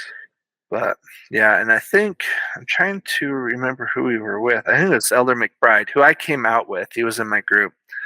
and Wilcoxon, which I think you just had on recently. So Yeah, we just talked to him. Yep. So anyway, yeah. So anyway, it was a lot of fun being with them and sharing that. So um, yeah, we went to Loch Lomond quite often, surprisingly, over my course of being in there, which was the Dumbarton area, which was a little farther away from Glasgow. But they had closed it recently. I think Streeter closed it, coming to me in Cathkin. So it had been closed for a while, but we still had like members in Dumbarton and stuff. They went to there was a Dumbarton branch or ward, but we did stuff with them quite a bit. And so we go up to Loch Lomond all the time. We volunteered and things up there for events and stuff happen, get seen and stuff like that. So it was kind of cool being, Loch Lomond is the thing you hear about Scotland, and here we were around it like all the time. So, but it's a pretty amazing place. My goodness. Yeah, and I think Littlefield and I, we like talked the most of it. Any companionship, we were just like everywhere. Like it was seriously knock on door, do our message, and as soon as the door closes, we're like not skipping back to the conversation we're doing. And anyway, we were just having intense conversations all the time. It was just Littlefield, he'd ask questions, and then we had to like delve deep into life's mysteries and had to figure it out, over the next 5 hours or something like that. So nice. No, it was awesome. Walked a ton in that. So, and then yeah, learned about the Glasgow Smile. There's a lot of people with Glasgow Smile, where they had the scars up their face and stuff. It's kind of sad. But we had drum chapel in our area, which I think there used to be a church building in that little town, and it got closed down, and it's still there. Well, it was there when we were there, but it had like bars on the windows. The church had to close the building down because there's just so much vandalism and stuff. It was a rough area, and I think Elder Baxter came out of that area. So we met with Elder Baxter at one point, and yeah, he came from Drum Chapel, and I was like, that's funny because we were told not to be near Drum Chapel at night at all, and so. But yeah, so it was a rough area as well. So yeah, and then also at that time, Elder Nelson at the time, President Nelson, he was doing the big thing down in Manchester where he came in and was going to speak to all the missionaries in all of Great Britain, and so got on a bus, went back down to the MTC, and anyway, met, and it was kind of fun because we met other missionaries that we were in the MTC with and stuff like that from like the Manchester mission and stuff. But yeah, we got to meet it's cool. Elder Nelson there and his wife and stuff. Awesome experience. I was able to go to the temple there, and it was my first time through the Preston Temple because I couldn't go because of my injury. So right, that was awesome. So I was like, yes, I could finally remake that memory and actually go through the temple there. So that was an awesome experience. Yeah, we had a fun experience. There's this girl from like Pennsylvania who was going to college there in Glasgow, and she just like went to our church and like knocked on the door, and she wanted to learn more. And luckily the janitor was there, and so he called the elders, and we went to the church as fast as possible. And anyway, she was an investigator, she was a student, and we taught her for a while before she had to go back to the States. But we met her once at the park there in Glasgow, and she had like dreads. Anyway, we were sitting in a tree of all places, and I think we climbed a tree at the park. Littlefield and I we're all three of us are in this tree and chatting away about plan of salvation or whatever. Why? I don't know. Cops start walking up, and they're like, come on guys, what's going on? And anyway, and I think I had a pin or something, and they were accusing me of carving in the tree, and I wasn't carving in the tree, but they were accusing me of it. So they didn't tell them to get down out of there. They pointed at me, told me to get down. They're like emptying my pockets. Who the heck are you? Why is this American here? And then like my oil vial, I don't know, that came extremely suspicious to them. And anyway, I was like, I'm getting arrested right here and right now. Oh my gosh. It was terrifying. And then there's Littlefield and other girl up in the tree, just kind of watching me pee my pants there. So yeah, had to run in with the cops. That was word. That was fun. And then I think later on in that same area, like we were chapping down the street and someone called the cops on us and we got stopped and we got held for like 15 minutes while they had to verify like what Mormon missionaries, what are those? And we had to like show them all our documents that we could, like, we're honest, we're doing the Lord's work. I promise we're not trying to, sell anything. And anyway, it was so we had two run-ins with the cops there. So that's odd. That's to say the least. Man. Yeah. So out of all the chapping I've done, thousands of doors, and then this one time we do that. So interesting. So Elder Littlefield, he is last day. He wants to go GQing. So we go GQ Glasgow Center, and we I think he GQs this guy, and he's this pretty posh guy. And he starts talking with him for a while, and it's like talking to him for a while, and I'm like, okay, I'm kind of done GQing over here. What's going on? You guys have been talking for a while. He was very interested. I think he was from Greenock or something like that, but he was like super interested, and he was like, well, why are we standing here? I'll buy you lunch. And I think he was like a posh guy. I think at the end of it, he drove away in a Porsche or something like that. But he took us to this Italian restaurant right there off the high street in Glasgow. And he bought us dinner. It was fancy Italian dinner. Anyway, it was kind of crazy. But like Littlefield, his last day in the mission, and he gets lunch bought for him. Pretty epic, man. Yeah, it was a pretty epic memory. Cool. With him. So that's cool. No. So anyway, so he heads home, and then Adam Payne is now my companion. I think I'm his second companion, and I think that goes for the rest of my companions. I think I was the second companion for the rest of my companions for the rest of my mission. So I was like a follow-up trainer for the next nice. year and a half. I felt like it's a rough spot. Yeah. So hold on, I am forgetting someone. Not yet. After Littlefield, it was Ross Ballack. And I remember President on the phone with me, and I was like, Ross Ballack, he doesn't keep the rules. And so you got to ring him in and make sure he's, being a good missionary and stuff like that. And then that was President Freens, right? Right. He would keep missionaries in the mission as long as he could. And I think Ross Ballack was a project of Freens for trying to keep him in the mission and not get him sent home. But no, anyway, let's just say this was probably the hardest 6 weeks of my mission experience with him. But it was, we had a lot of fun. I mean, he is a great guy. He is hilarious. He could talk your ear off, but he always got you into the most awkward positions and stuff like that. I think one time we were tapping doors, and no one answered, and then he was like, I really want to get a picture of you, Elder Smith, on that kid's toy or something. Okay, fine. I go sit on it. He's taking the picture. Door opens. And it was the family, he owns this toy. And there's me on the little toy, and he's taking a picture. And I was like, okay, we need to leave now. We need to leave the block. We are not coming back here ever again.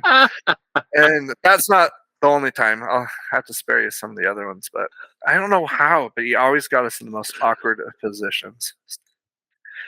Oh, we were at Loch Lomond. We were helping with some event, a charity event.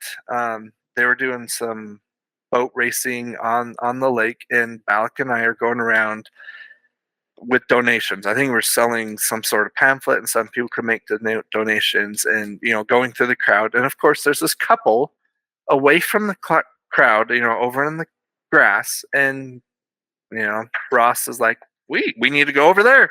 We got to sell them a pamphlet, and we go over there, and her top is off. She is laying on the grass, on the grass, face down. And why didn't we walk away?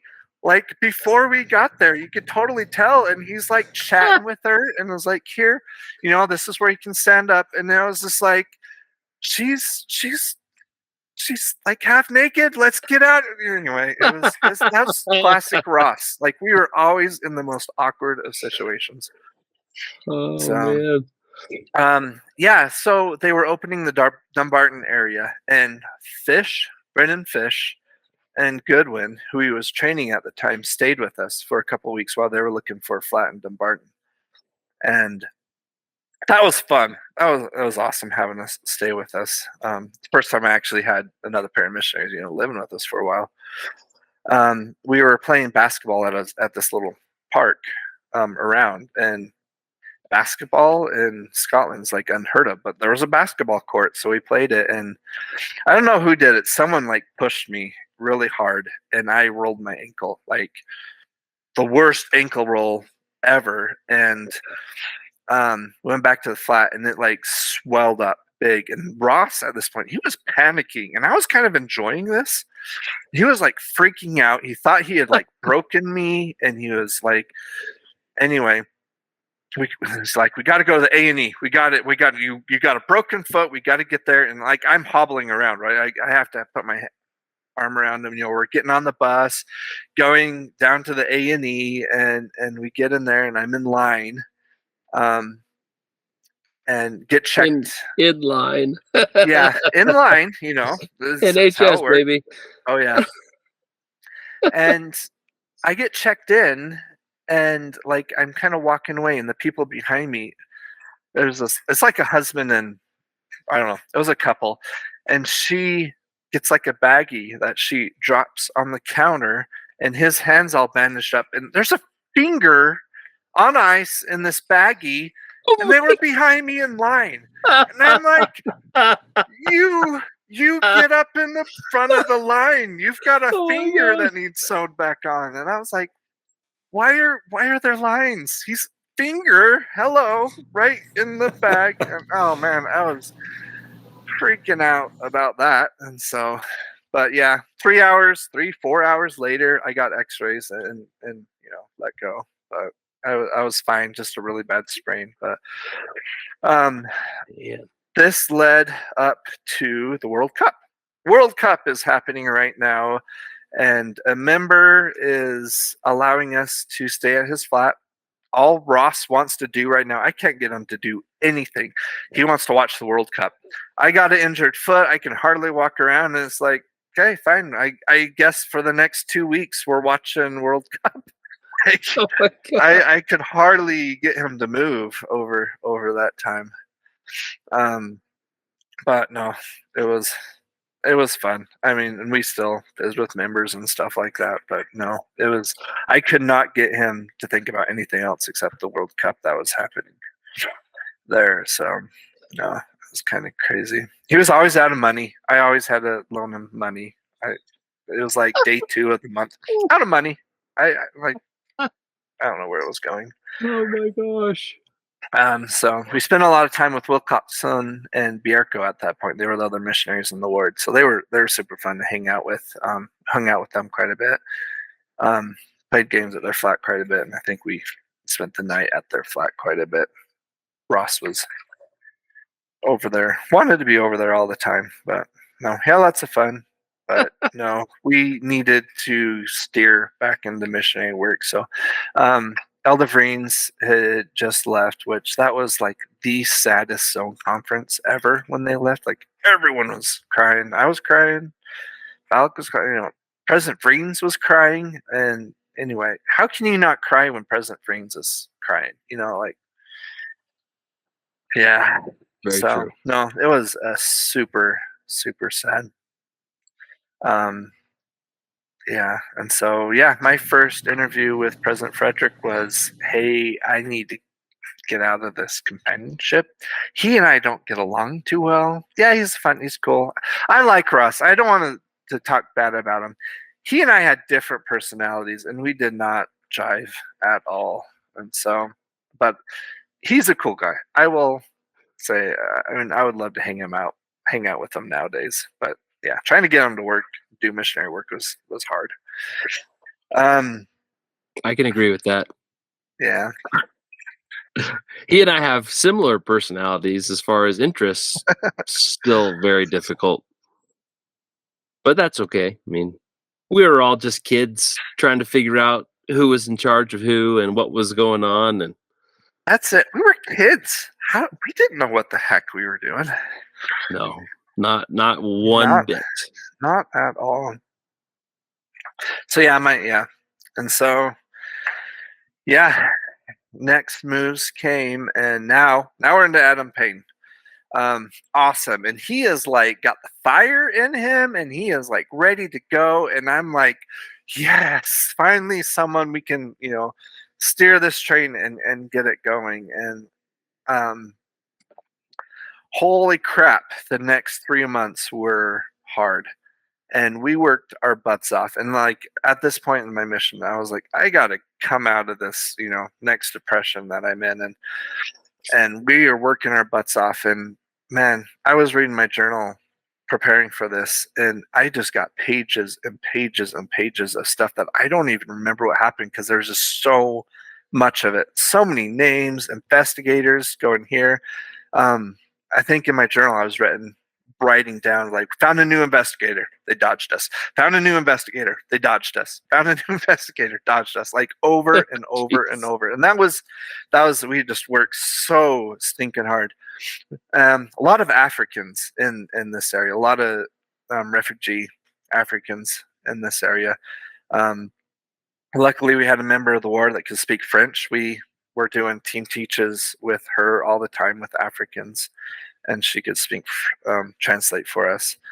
I think we were meeting with the ward council, and I remember the bishop saying over, like, "Why are all your investigators Africans?" And I was like, "Yeah, so can you give me names of your friends that are Scottish that you would like me to teach? Because the Africans are the only ones that are, talking to us and stuff." So no, and it was super fun. So there's this one guy, can't remember his name, but he was like golden, like the most golden. And Adam and I were just eating it up. We were so stinking excited. He's like, second visit, I want to get baptized. This is my thing. I need this in my life and stuff like that.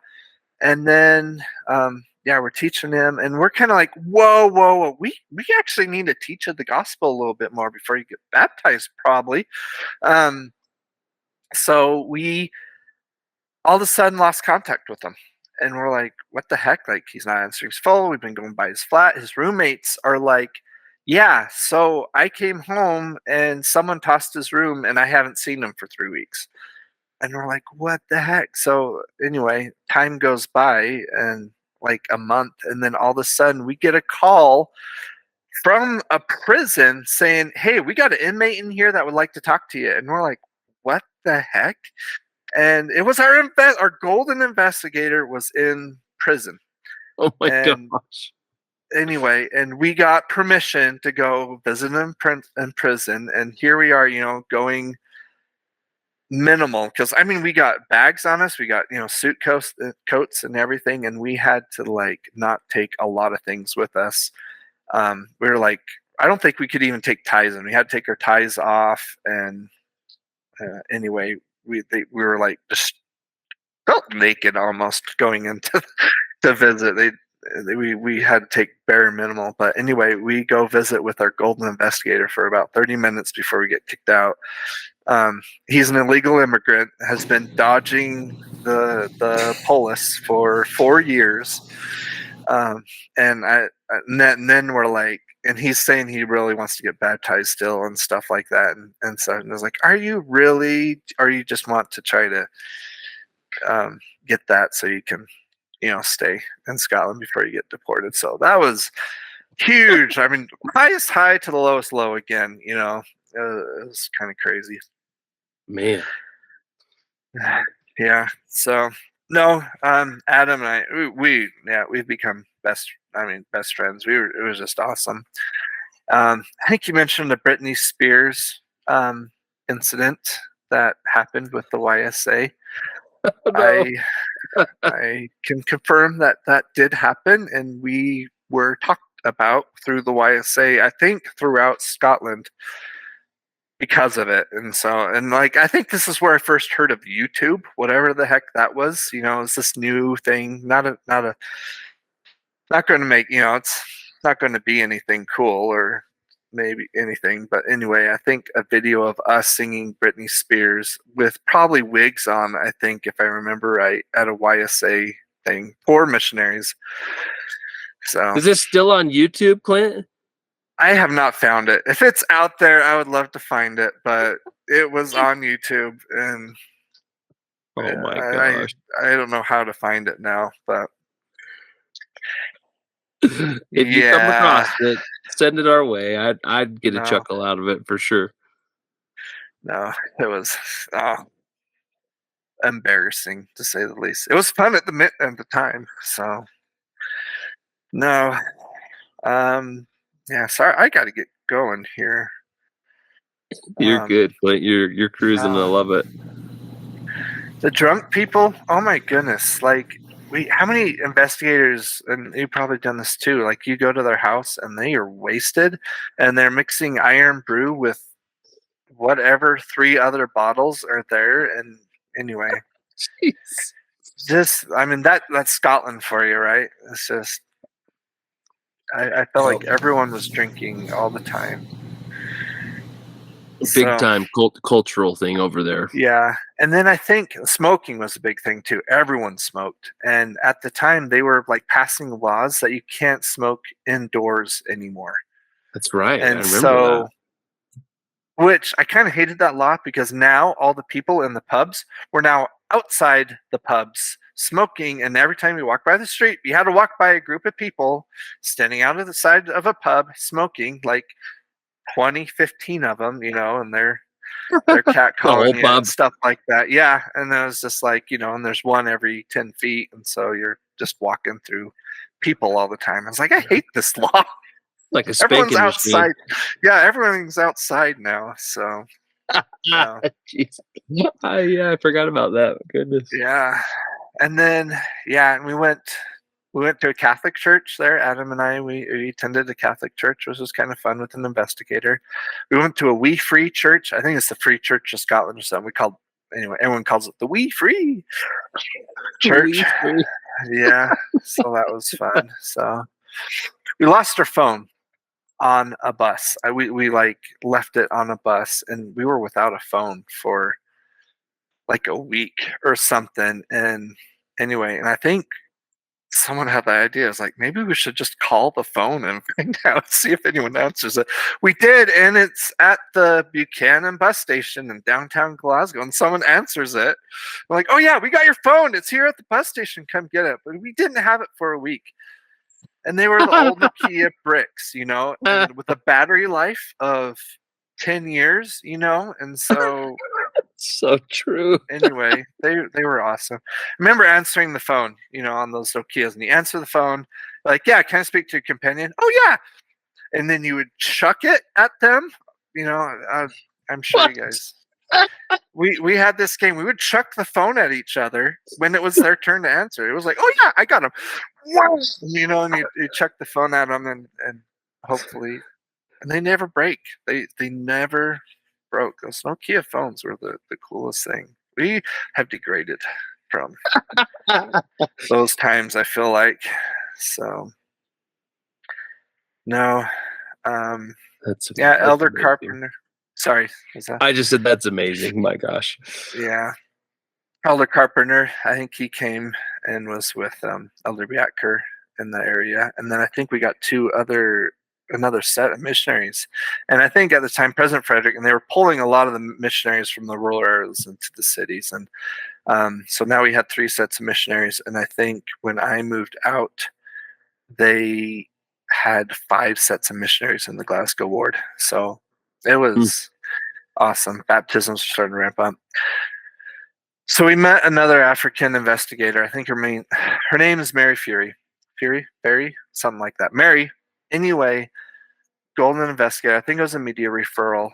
And again, we're at a high again. We're up here again. She's awesome. She's talking about baptism. We're teaching her every week. She's got like a daughter older than 8 that we're teaching as well. And she's bringing friends over, and we're having these teaches at her home with her friends. And anyway, it was just awesome. And I think 2 weeks before I leave the area, she calls us up and says, "Hey, sorry, but my immigration status has been denied." And anyway, up here, down here again, and I left the area. And funny enough, I did not think of her again until Adam did his podcast and was talking about her, and she got baptized. So I don't know what happened with their immigration status, but I guess it got figured out, and she and her daughter got baptized.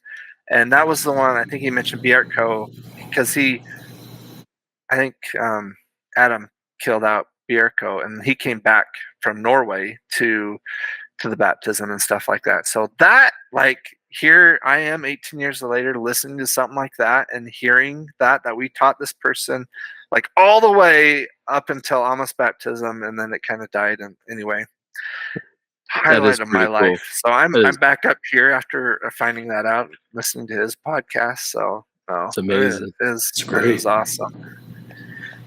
So no, and that was awesome because I don't know, it was like we finally got that baptism, in that area. Okay, one last story in this area.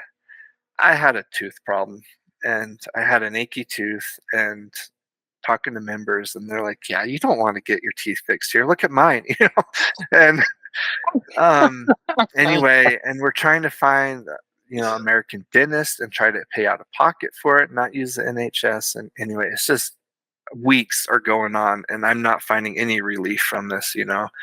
I finally just go in the phone book, and I'm like, there, and it's close by our flat. I call it up. "Oh yeah, come on over." And we're going to this dentist, and I'm like, "We are walking through a neighborhood. There's no businesses here. I am literally going into a neighborhood. Where the heck are we going?" And it's a house, and there's a sign that says "dentist in the backyard." It's like pointing in the backyard. We walk down this path next to this house, and there's this shed in the backyard, brown shed, dentist on top of it. And I let this guy drill on me.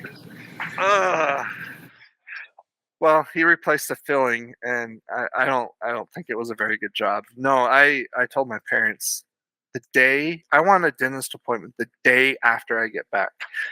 And I got that filling replaced the day after I got back to the States. And well, I was grossed out. Like, seriously, I was.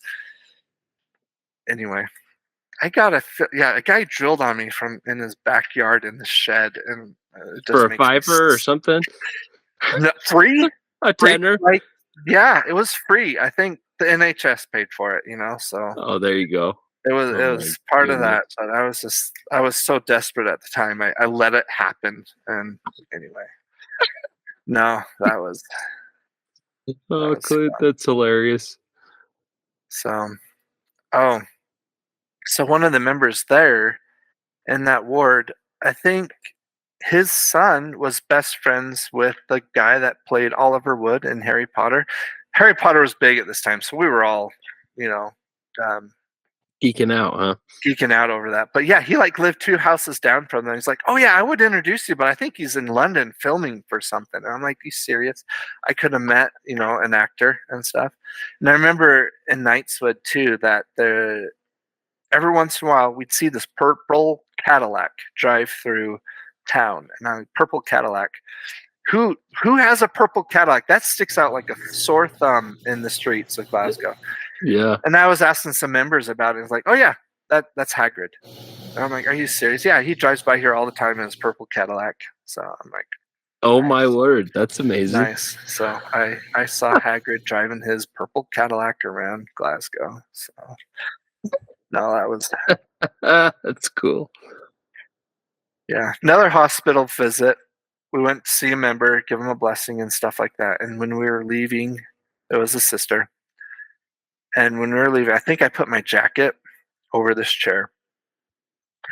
Unbeknownst to me, she had put her bra across the back of this chair. And when I get done visiting her and I pick up my jacket, leave the hospital, and I think it was summertime. We got our jackets because they're doing a blessing. Go to put my jacket on. Elder, I was like, Elder Payne, we got to go back to the hospital right now. So, yeah, that was a fun experience. You didn't just stick it in your pocket and carry on? Be like, I didn't stick it in my pocket. What the? Just tuck it in. It was wrapped it up in my jacket, and I went back to the hospital. And how do you tell a member that you took their bra out of the hospital with you? Like, oh boy. No. So that was fun. Very gently. On to the next. So here we are. We know we're getting moved because we've both been together for 3 months, Adam Payne and I, and I'm like, I would love to get out of the city again and back to the country. And anyway, President Frederick calls and says, "Hey, you're going to Stornoway." And I'm like, "Cool. I don't know that place. Where is that place?" And anyway, and I can't remember who. I think there was other elders in our flat at the time. We did our calls together for transfers, and they were like, "You know where that is, right?" I have no clue where Stornoway is, and it is an island off the west coast of Scotland, out in the middle of nowhere, and we're talking nowhere. It's not Shetland out there, but it's out there. And anyway, so I take a bus and a train. The Isle of Lewis, right? Yeah, Isle of Lewis. And I take a bus and a train and another bus and a ferry all the way up to the Isle of Lewis. And wow, that was fun. So I met Elder McCullers, my new companion. Again, I was the second companion. Elder Lynch just trained him, and they had just opened the area. It had been closed for, I think, a few years. It's true. And anyway, we get on the ferry and we start talking to this gentleman there. His name's Brian Smith. And let's just say Dwight off The Office. He was that guy. He was the spitting image, bottle cap glasses and everything. Dwight off of The Office. To picture him. And he was a very intelligent person. But anyway, it was kind of funny. We met him on the ferry over there, and here's Elder McCullers talking to him, and I'm over here trying not to puke my guts out. I found out I was seasick, so that was fun. This is like my first time on a boat like this, right? And so 3.5 hours on the ferry or something like that. And anyway, but it's kind of funny. We got this new investigator right off the bat. We hadn't even made it to the flat yet, so we were doing awesome. So Elder McCullers, he's from Florida. Awesome guy. Like, he is the happiest person on earth and like into it. And I'm like, yes, another good companion. We're going to get a lot done. So he was just hilarious. We had a great relationship as well. So much stuff there. So let's see. I gotta talk about our flat there. So we were in a flat, second story, right on the high street, older building, and you had to use the little strips that you had to put in the electric meter inside your flat, right?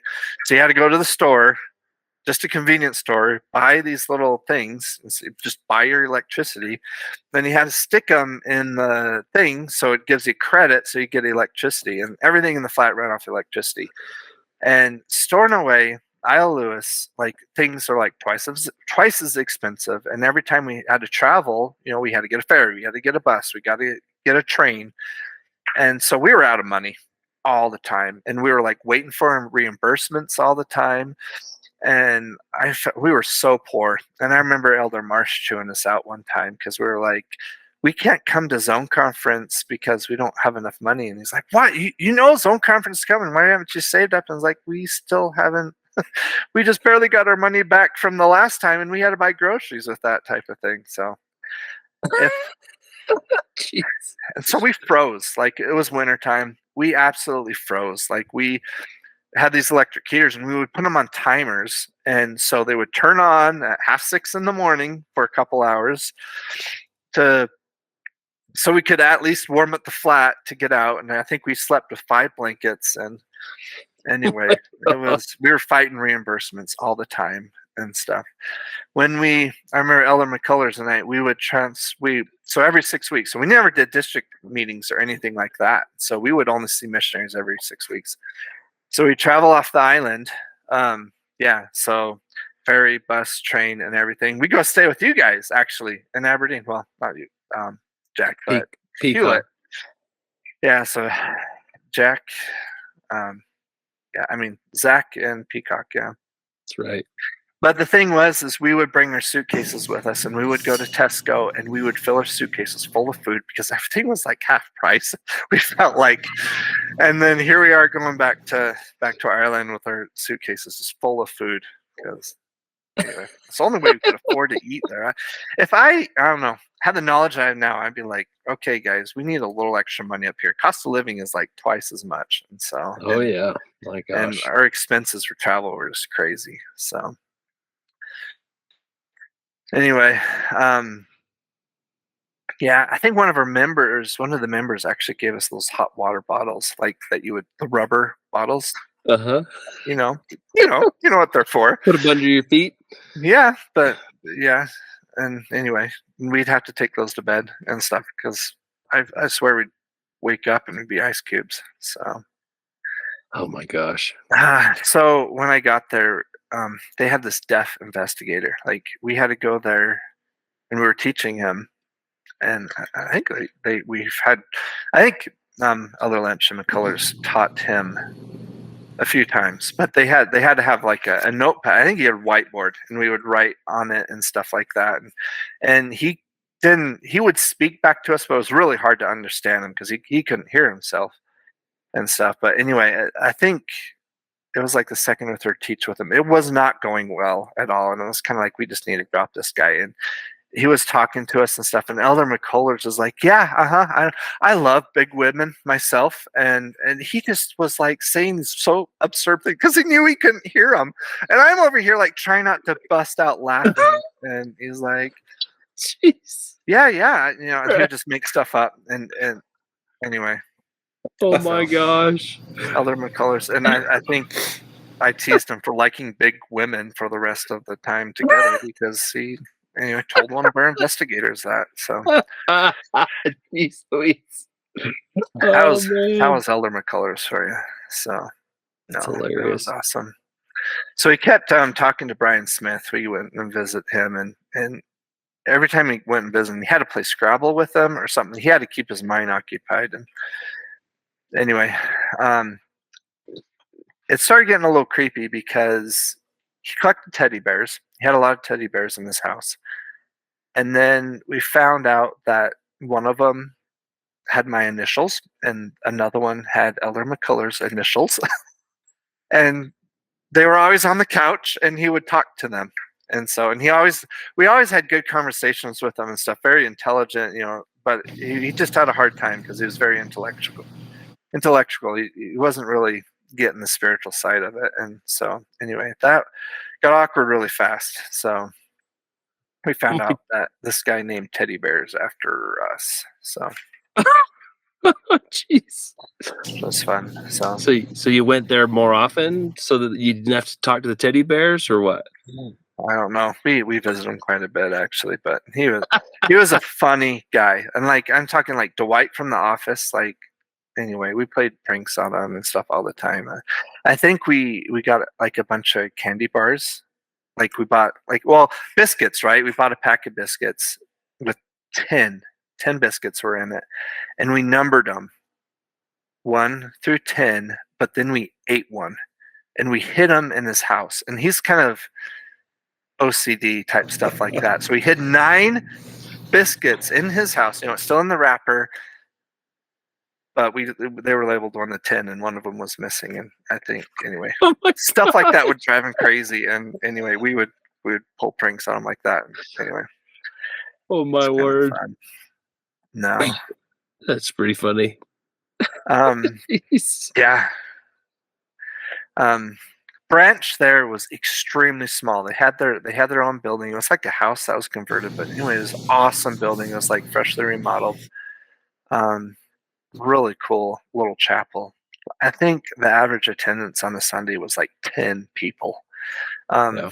And I don't know what it is, but the spirit is stronger when there's less people involved sometimes. And it was something that took me a long time to get over, like how much I felt the spirit there and how strong the union between those people and us as missionaries in that little ward. And there's only 10 of us, and it was a really awesome tight knit group of members there.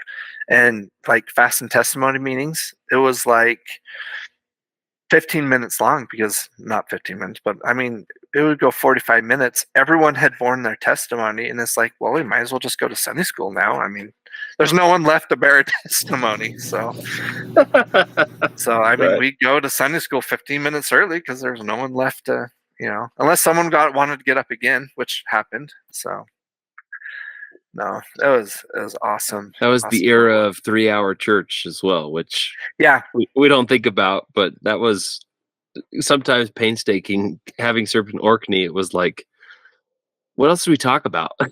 yeah. All right, the new Right? 3 topic hours for is a this long hour. time. It was a lot. Yeah, and we were the young men's president, Elder McCullers and I. And so with our one young men, so we taught, Aaronic priesthood lessons and stuff to this one young man, and it was awesome. And I'm like, we're going to make this a thing. If we're the young men's president, we're going to do this. And so we tried to have weekly activities, and Nice. I got permission from President Frederick to take him rock climbing. It's something I did a lot. So we went to a rock gym, and I took him rock climbing. It was awesome. That's So cool. no, we had a lot of fun there with that. So being on the island, it was different. That area was absolutely different. And so we actually, I think most weeks we talked to President Frederick almost every week on the phone. And he would call us, or we would call him, and we just have casual conversations with him all the time. And it was awesome. It was a good way to get to know the new president. But he would always kind of keep tabs on us, especially since we were hundreds of miles away from the next elder, in the mission, another missionary. But no, that was a really cool experience. We got really close to President Frederick while we were there. But like, we could watch movies, P days, and we had members. I mean, they had to be G-rated and stuff, but we watched a lot of Disney movies with members on P days and stuff like that. And yeah, so it was very surreal. And we couldn't proselyte or chap or do anything on Sunday. Right. I don't know if it was a law or if it was just the fact that, so the Wee Free Church was the dominant church, Presbyterian Free Church of Scotland, and everyone was a member of that in some way. Most, not very active, but it was their culture there, and we could not do anything on a Sunday. So every Sunday was a day that we would hang out with members and try to teach lessons to them, do member missionary work. That was starting to become a big thing with President Frederick, and so we stopped chapping really, and started getting involved with the members more that way. So he had to. So and um, but no, everyone on the island knew about us. Like it's such. I mean, this island's it's 50 miles across and stuff, which is actually gigantic. But everyone knew us, and like we would talk to people and stuff like, oh yeah, you're those Mormon missionaries that are staying with us for a while. And it was kind of fun running into people. No one wanted to talk to us about religious things, but everyone would always chat with the Mormon missionaries because they knew who we were and stuff. So no, it was kind of crazy. um yeah. And yeah, in every P day I felt like we had to drive somewhere, and we were either finding a new beach or a new lighthouse, or um anyway, a new scene or something like that. It was just gorgeous place, absolutely beautiful. Out of all my pictures of my home mission, half of them are from this island. And anyway, it was just quite amazing. Like it is an experience that you never get before. And I don't know if I've really seen the ocean or hung out around the ocean. And here we are, our flat is literally 20 feet from the dock where fishing boats pull up and people unload crates of fish and stuff. And so it was definitely a culture change there. Big time. um yeah. So Elder Lynch and McCullers, they found an investigator there, and he was awesome. He just like came up from England. He had a family down there, but I think he was having a really hard time, and I think he was like on the road to recovering from a life of interesting life, I guess I should say. But he um yeah, he came from England. He went into like the AA program, and in the AA program, usually have a person that sponsors you, and it was a member of the church that sponsored him. Well, he moved up here, and anyway, this other person contacted the missionaries and got him in touch, and it's like one of the 12 steps is trying to find God in your life and stuff like that. And so that's what he was doing, and he was awesome. It's probably one of the I don't know, first like really golden Scottish investigator. No, he wasn't Scottish. He was English, but he was pretty awesome guy. And anyway, every time we teach him and stuff, and we ask him, like, what else do you want to learn? What else? And he was like, always the atonement. He always came back. I want to know more about this atonement you're talking about.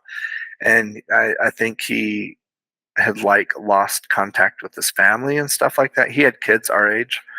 Um, but no, we had awesome experiences with them, and he even like recruited us. Like he called us up one time and was like, hey, do you guys have a couple hours, and can you leave in 10 minutes? And we're like, sure. And I think he took us clear down to Harris, which is the bottom part of the island. It was a couple hours away.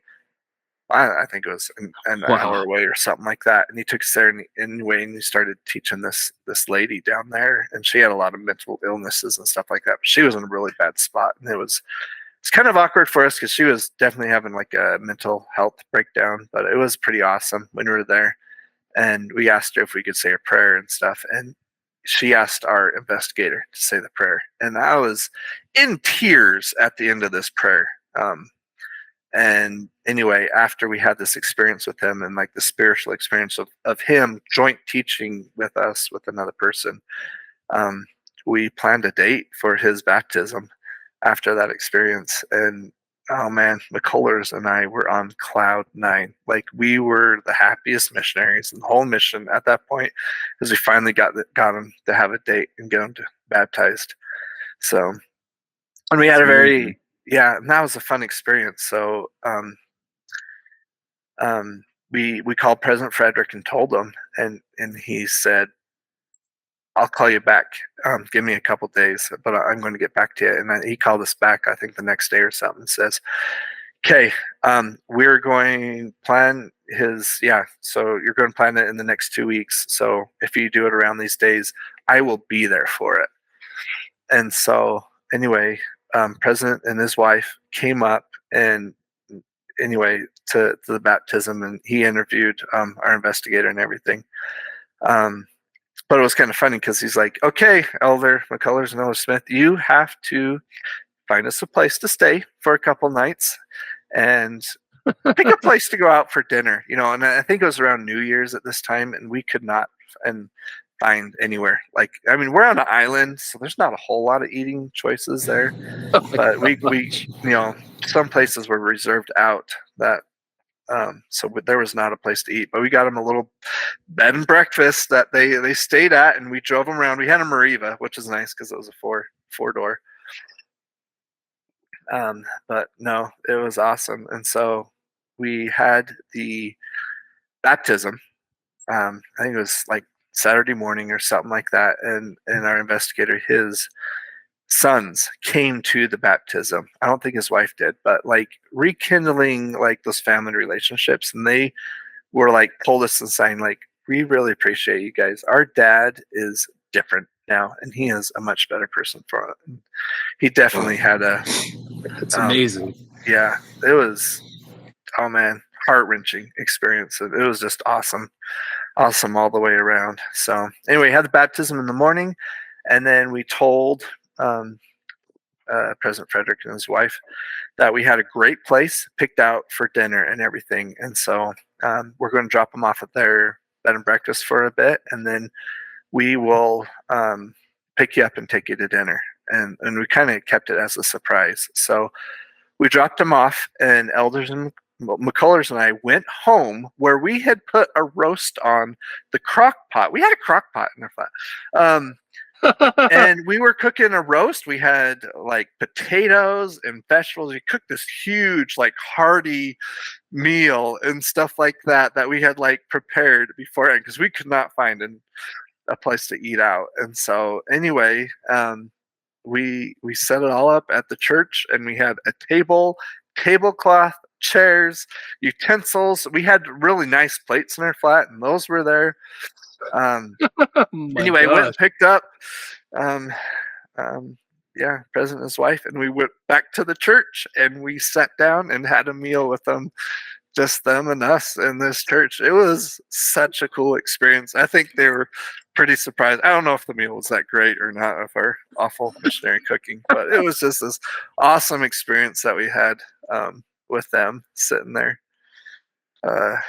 having dinner with them that we made, and sitting there in the church. I totally threw them off guard. So I think they were like, what the heck is happening here? But no, and then they asked us to take them see some sights around the island and stuff like that. But no, it was pretty cool just because we got a really close relationship with them, and anyway, we would joke around and stuff like that. So no, that's amazing, man. No, and A for effort with putting together a meal. I mean, that's no kidding. No pressure there. Like, why did we do that? These are they're like really fancy people, and they were like expecting us to take them to a fancy like sit down restaurant, and so that's why we like went all out with like I'm sure they loved it and everything. So no, yeah, it was probably far beyond what they ever expected, and I bet it's one of their favorite memories. Yeah, so it's kind of funny. So there's a couple different Elder Smiths in the mission, and I think I was known as Idaho Smith at first, but then like 6 weeks later, there's another Garrett Smith came in the mission, and he's from Idaho as well. So crap, Idaho Smith doesn't work anymore. And so anyway, now I had become Stornoway Smith. Now that I've been on the island, so I'm going to come back to that. Don't let me forget it. So yeah. So right now I'm being known as Stornoway Smith. Yeah. Bachelor meals. I've never eaten cold spam before. That happened here. We go back to those bachelor meals. There's this older gentleman. His name was Donald McDonald. And anyway, awesome member. Every time we went there, he would like grab chips from a chippy, and we would eat like corned beef from the can or spam or something. It was gross. I like spam, but I can't just eat it out of the can like that. So, oh boy, man, no. Yeah. So zone conference, we would come down, stay with you and Elder Peacock, and that was awesome. We stayed in your flat. We finally get some interaction with people. Recognize this? Yes. Beautiful. Oh man, this is awesome. So I think this is something I spent in your flat doing this. Oh And the my thing is, I think gosh. I already started collecting tartan for things. And so I actually had some to start doing that. Even when as far Harris Tweed comes from, well, the Isle of Lewis, the southern part is called Harris, and that's where Harris Tweed comes from. Like Yeah. it's official, it has to be handmade. And one of the members there, her husband is like proper Harris Tweed. It's been in his family for generations. Doing this by hand. They can't use electricity or any other means to make Harris Tweed.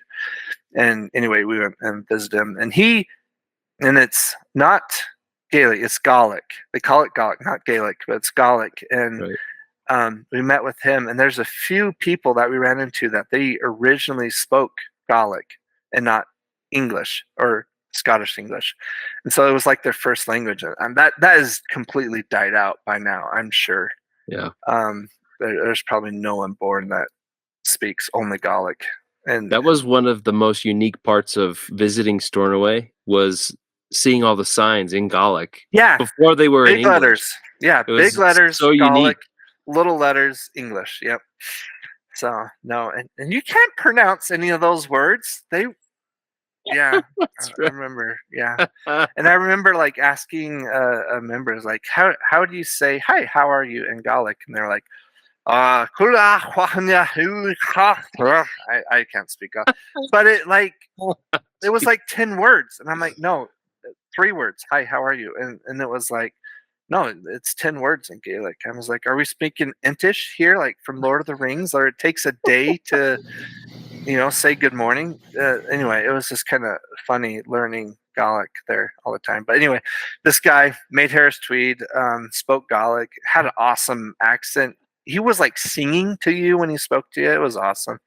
But yeah, I also covered a hymn book with Harris Tweed that he gave That's us. Like, this beautiful. is legit. Like, this wool came from sheep on his farm, and he who dyed it and wove it. And anyway, it's That's awesome. incredible. Oh my gosh. Yeah, we So had quite the little factory of tartan that we'd yeah, gotten from the king's shop in Aberdeen. He just said, "Go down and take the scraps and do whatever you want with them." yeah, And we were like, "Oh my gosh, this is like a gold mine." It was absolutely incredible. yeah. Oh crap. So I collected quite a bit, and I collected quite a bit in my last area. But I took a huge bag full of tartan home, just scraps like that, and my mom helped me make a quilt out of it. And Oh I have this wow. big quilt. I forgot to bring it in this room, but it's like a king size plus some quilt. It's absolutely ginormous, and I use denim as the backer. Like, it's a weighted Wow. blanket, and Heavy. I Yeah. absolutely anyway, it's awesome. You'll have to text me Um, a picture of that, Clint. That'd be pretty cool to see. yeah, so I will need to do that. But anyway, but yeah, I mean, I was collecting tartan throughout my whole mission with that in mind. Like, how cool would it be to have this wool tartan quilt? And so That's I don't really quilt, cool. so it was weird for me to do that, but I did it. So there you go. Nice. Keep me warm in those cold nights in Rexburg, I'll tell you that. So It's right.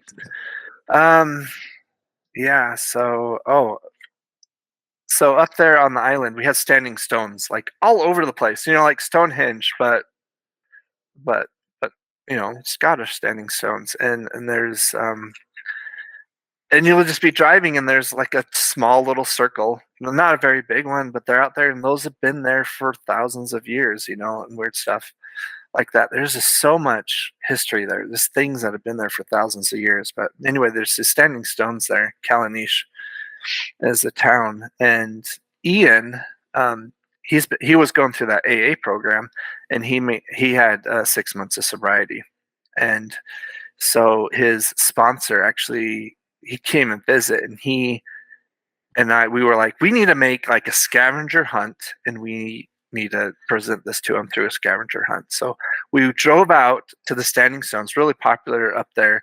Then the main stone in this is actually like the one that's patterned after a lot of stuff in movies that are Scotch, like Brave. The Standing Stone in there is identical to the one off the island here. But we considered digging the dirt in front of this standing stone and hiding this, little 6-month token in it for him to find and make a scam. Why did we consider digging up 1,000-year-old stone? Like, not 1,000, we're talking like 4,000-year-old stone that's been. Right? We were young teenagers at the time. We were stupid. We were all kids. We were all kids. But anyway, yeah. So that was stupid. It was awesome. He found the token, but why we did that is beyond. I apologize for the grave mistake I made. That is something I should not have done. Is start digging up around a standing stone like that. So yeah. Yeah, and usually when we went off the island to zone conference stuff, we would stay with missionaries like along the way, and so like in Inverness, and I think we went up to Invergordon at times, Elgin, and it just get us some social, staying with other missionaries, going splits with them and stuff like that. So no, that was always fun doing that. We always had our suitcase full of food, So That's right. yeah. But yeah, we were like really out of the loop, I felt like, on that island. And we just really didn't get to know a lot of other missionaries. I was up there for 6 months in total. And so the mission had changed. And it was just after President Frederick got in there. So a lot had changed there in that time. So Guy Fawkes again, number 2. Not so much fireworks, but a lot of bonfires. And I think we went up on this hill. And we looked out over the whole valley. We could look 360, and there's all these bonfires around. It was such a cool experience. We found one. We're like, yeah, we're going to go to that one. And we drove down to it, and it's kind of a private event. And we pulled up to it, and anyway, it was kind of crazy. And we were kind of standing like by the road watching them, throw Guy Fawkes into the fire and stuff. And they saw us and they came over and like, hey, come on, here's a beer. Let's join the party. And they were all drunk and like, yeah, probably not. Thanks, though. Thanks for and the you show. Threw your beer on the fire. Yeah. But yeah, fire and a bunch of drunk people do not get along. I didn't really want to be anywhere near that. So you're with Brett for how long? Yeah, so I was with him for 3 months, and so no, it was awesome. We laughed so much there. So, and then so we got Move's call again. He got moved down to Montrose or something like that, and again, it was emotional, him leaving and just what we had built there and stuff, and we just kind of brought a lot of. The members thought we were hilarious, and we brought a lot of comedic relief to them. And anyway, we kind of just built up the ward and got a baptism and everything. It was awesome experience. So it was hard. And then went all the way to Inverness, dropped him off, and then Elder McConey met me there at the Inverness bus station, and I think he was learning English still. He's from Italy. And he was just learning English, and I was the second companion again. Up with the second companion, I was his second companion, and I felt so sorry for him. He was like really depressed coming from I think it was Aberdeen, right? He was in the Aberdeen war with us, and then going straight. He was terrified because he had gotten so comfortable with his trainer, Chris Harlow, and then Peacock and I, that it was definitely a hard transition for him, but I think it was the best thing for him to just get out and continue to learn. Yeah. So anyway, I was like, I gotta cheer him up. And so I kind of try to keep the happiness and the general, we're awesome. We're living awesome lives, and try to keep that up with Elder McConey that I kind of picked up from Elder McCullers. So, but yeah, no, he was awesome, and it was really funny because I think I had told the members, Elder McCullers was leaving. It's like, yeah, I'm getting a new companion. He's Italian, and anyway, he's still learning English and stuff like that. And I, everyone, by the time I had gotten him and got back, like we were meeting people on the street and said, "Oh, you're the new Italian Mormon missionary," and like we had talked to no one, and the strangers would say, and it's just so funny. Like people would point and say, "Oh yeah, you're the Italian, yeah." Anyway, it was just so funny, and so I think he kind of was like, "Oh, how do people know about me already?" It's like it's a small knit community. Everyone talks, so no, it was really funny.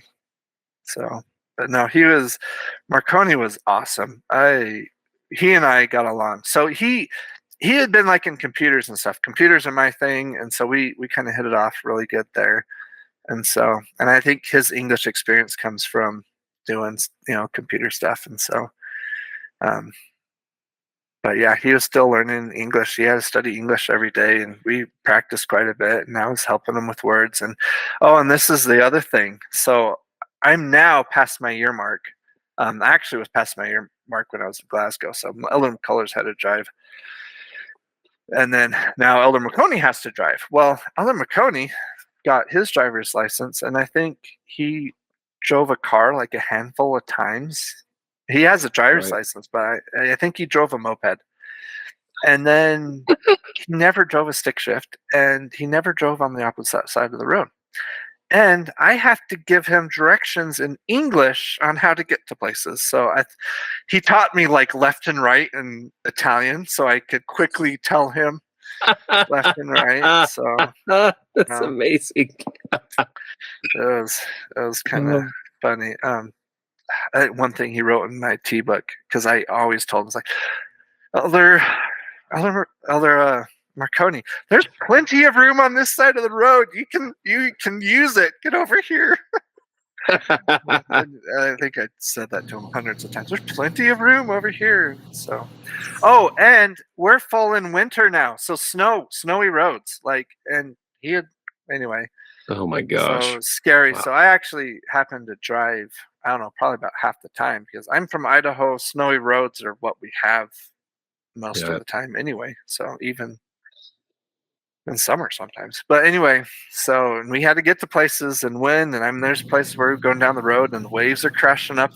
I feel like they were coming over our car, and anyway, getting to places. It was crazy. But yeah, so now full winter, I think we're getting 4 hours of daylight now, and seasonal depression is like kicking in like crazy. And we were like, no matter what, we could not get up at 6:30 every day. Like, just it was dark all the time. It was so dark, and we would like be knocking on people's doors at 3:30, and they're like, "It's dark out. What are you doing? Don't be knocking on doors." Yeah. Yep. So it was hard. That was one of my favorite experiences. I was in Orkney the year before you. Oh yeah, and that's even worse. It was just like the sun's down and it's 2:30, and people are asking, "What time is it? Do you know what time is it?" And we're like, "It's 2:45," and we're knocking doors. Yeah. It's like, what are we supposed to do? It was really hard.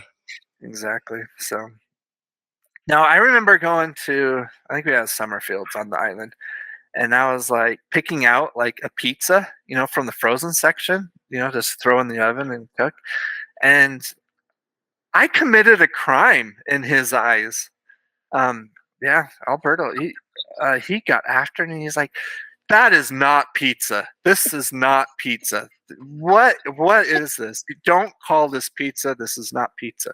Pizza has like cheese and cheese on it. It doesn't have these other ingredients." And anyway, I was like, yeah, felt like I committed a crime in front of him when I bought a pizza from the store. But yeah, he had a very delicate palate, and nothing I made he would like at all. And I remember he would go to the store, he would get noodles, olive oil, and cheese. That's all he would buy, and he would make pasta for every meal, and it was just that. I mean, it was just the simplest of things, and even got to the point where his family was sending cheese, and it would only take a couple days, because coming from Italy, and so we'd come home to our flat.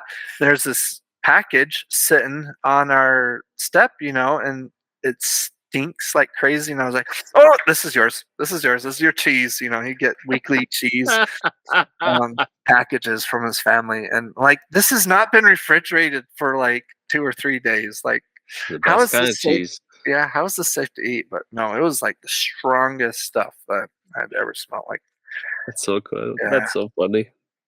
no, it was kind of funny. And in that flat we only had the one bedroom, and it was like a queen bed, and then we had a bunk bed, and the bunk, like, you could barely fit them in there together. So they were like this. So the bottom of the bunk bed and the queen bed, and then so someone had to sleep up here and someone had to sleep down there, because this was not happening.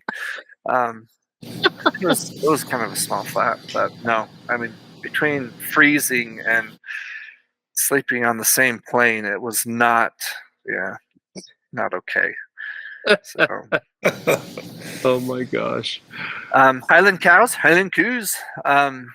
They're kind of fun. So I remember out in the middle of nowhere, there's one by the road, and Elder McConey wanted to go up and pet it, right?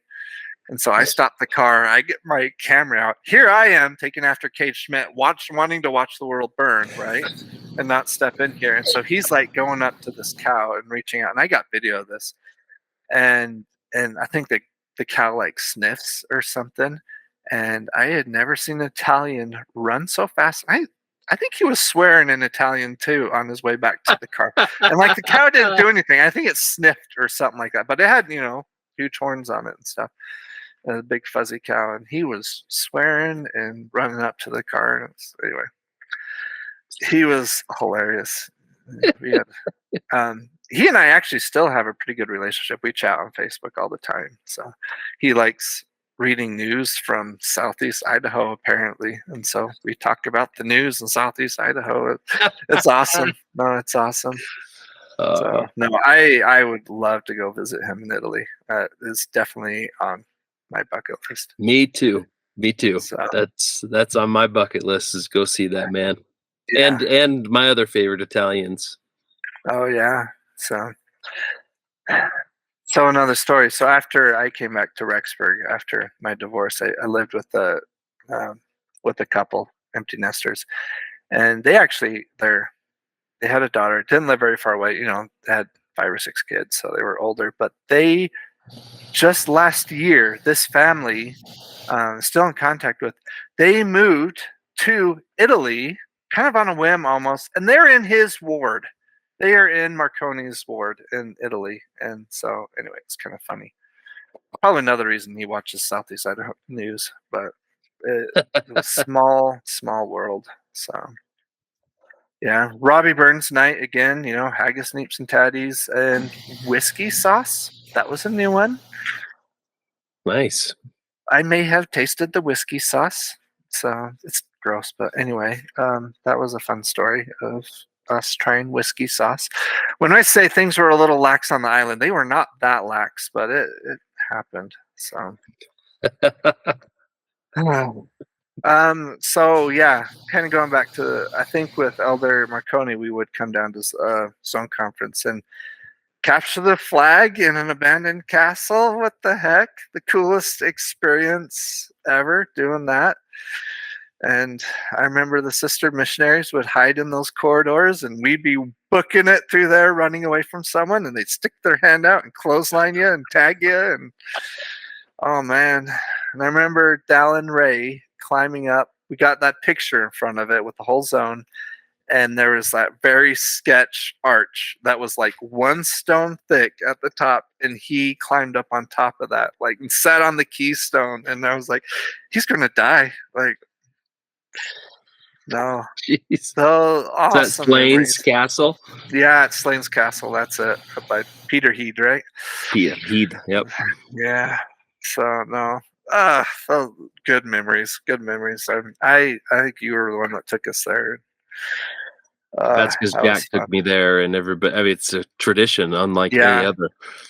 It's not the yeah, Masters. It's capture the flag. It's lanes. yeah. That, and then yeah, we also were singing carols in the high street in Aberdeen and stuff like that. No, good memories. That's good.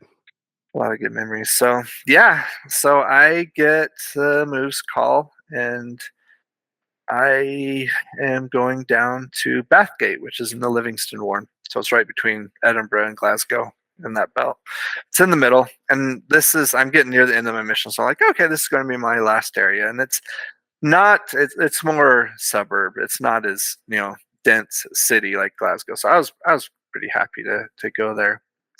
But I went down with Elder Stephen Jones. Again, I was the second companion. Um, and I think his companion, we just traded. He went up to Stornoway. We just did a thing like this. So he went up with Marco. And it was Elder Powell. Yeah. And yeah, so we just traded companions anyway. And I was, there with Stephen Jones from New York. And I guess Smith and Jones is an old TV show. And we got called Smith and Jones. That was our title everywhere we went. So. Also, now coming back, now I'm off Stornoway and I'm a Smith, so people need to know what to call me because now I'm not the Stornoway Smith anymore. I'm not the Idaho Smith anymore.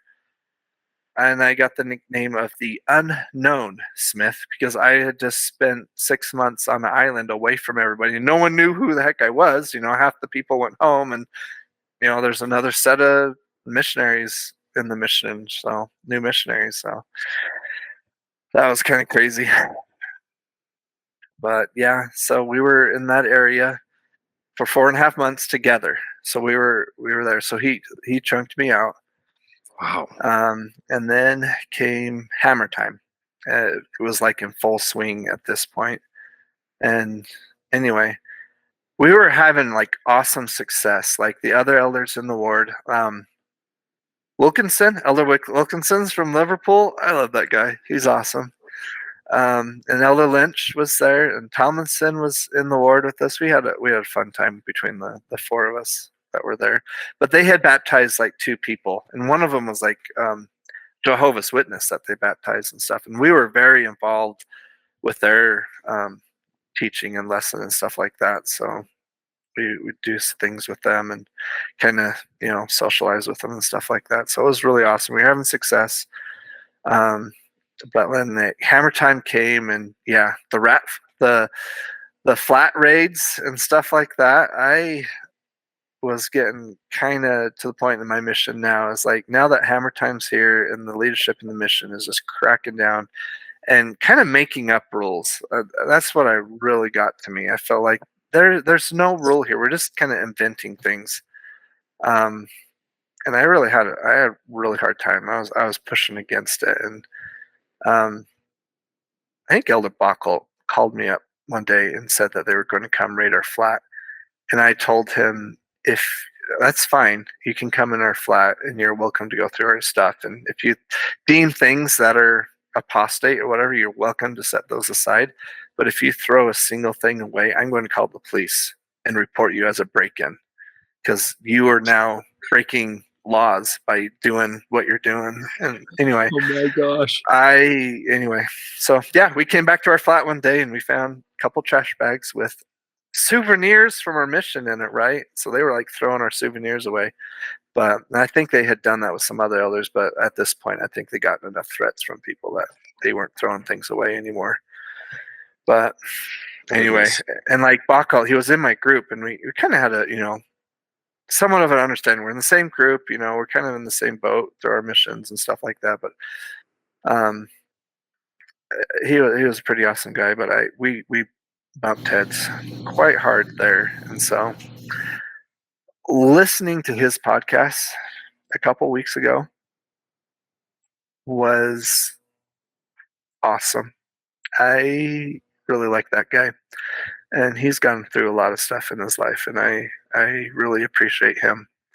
But what he said in that podcast about that time there and his regrets, that can't believe some of the relief that comes off of me of that time and the feelings I felt. And now us all knowing that, yeah, we're on the same page now. We knew what we were doing. We were 20-year-olds not really knowing stuff, and we were kind of doing things not really knowing the consequences, and and not really understanding how life works yet.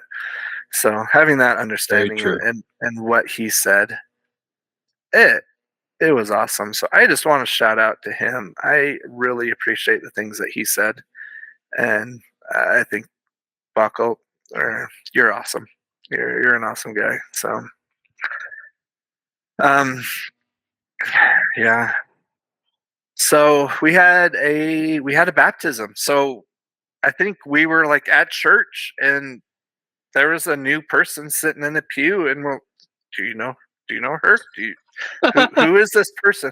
No one knew her, and so we're like, okay. Well, we went over and sat by her, and she just like lived across the street and came to church on Sunday at our, and she was um, from Africa again, and she was really strong, but she was more like praise the Lord, hallelujah type of person. She was just so cool, but she was really looking for religion and moving here, um, moving to Scotland out of Africa and stuff like that. She was like legit though. We like made sure like she wasn't like sneak into Scotland type we had in the past, but no. Jeez.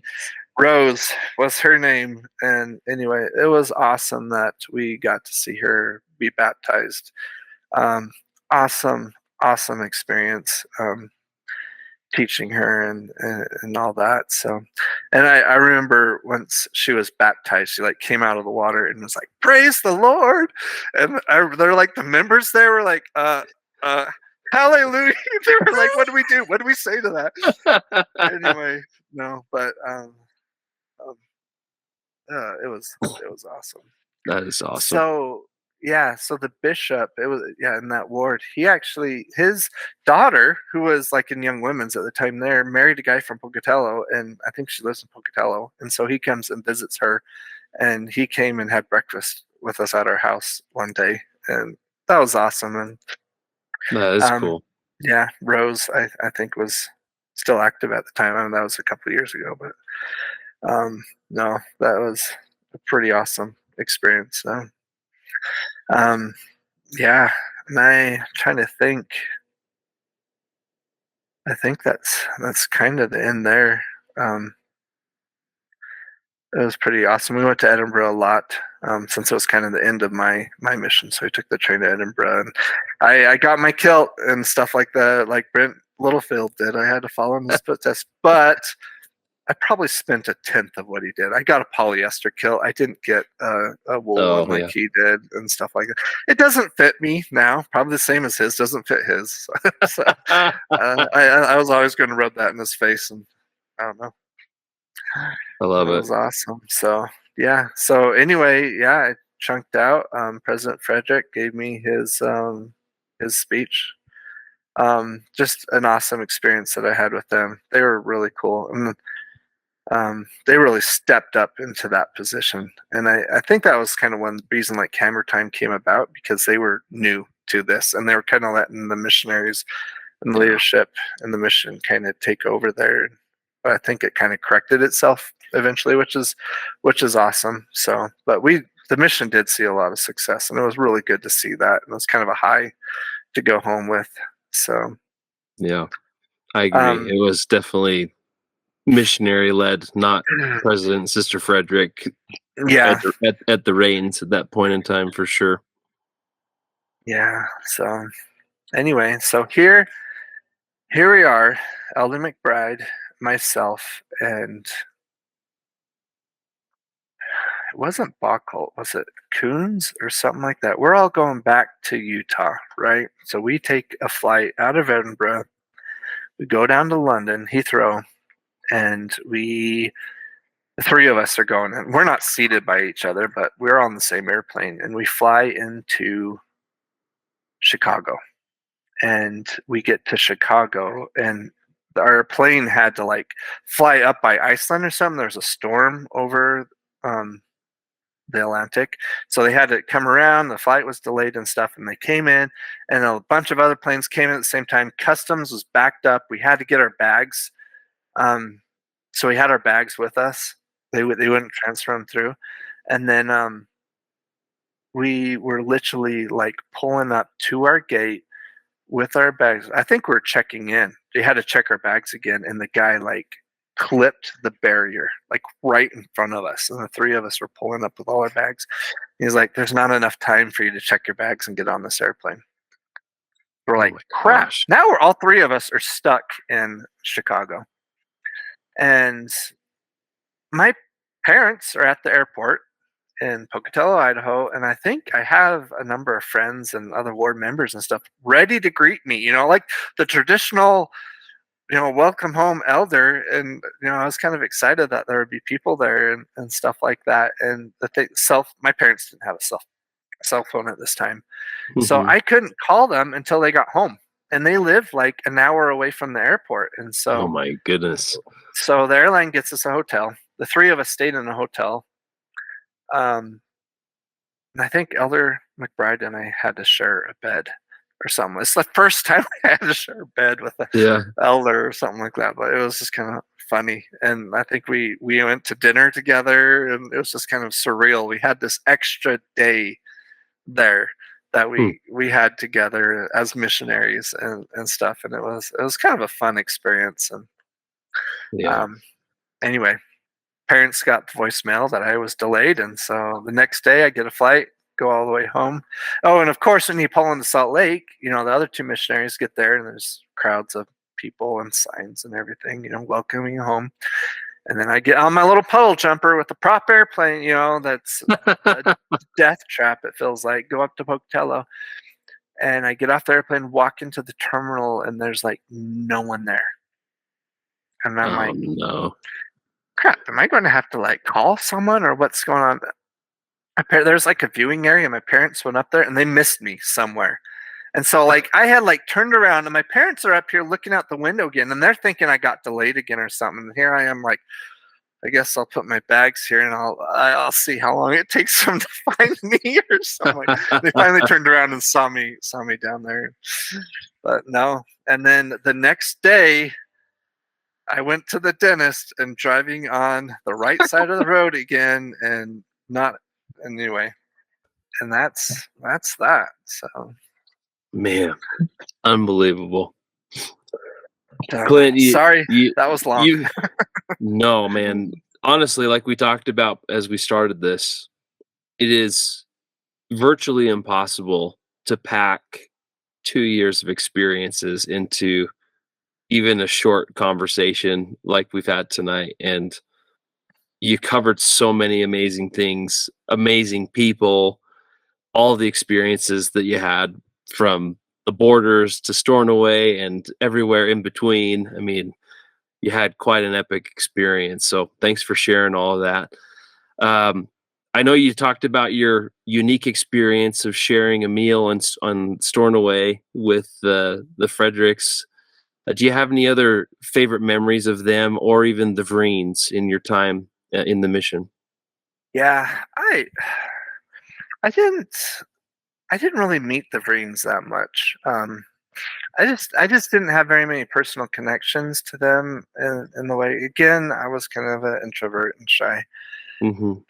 But there was one time I know Elder Divine and I, we were down in the borders, and we had like some awful numbers for a couple of weeks in a row and stuff like that. And we were called into the mission home, which it's a drive from there. We could drive there to mission home from there.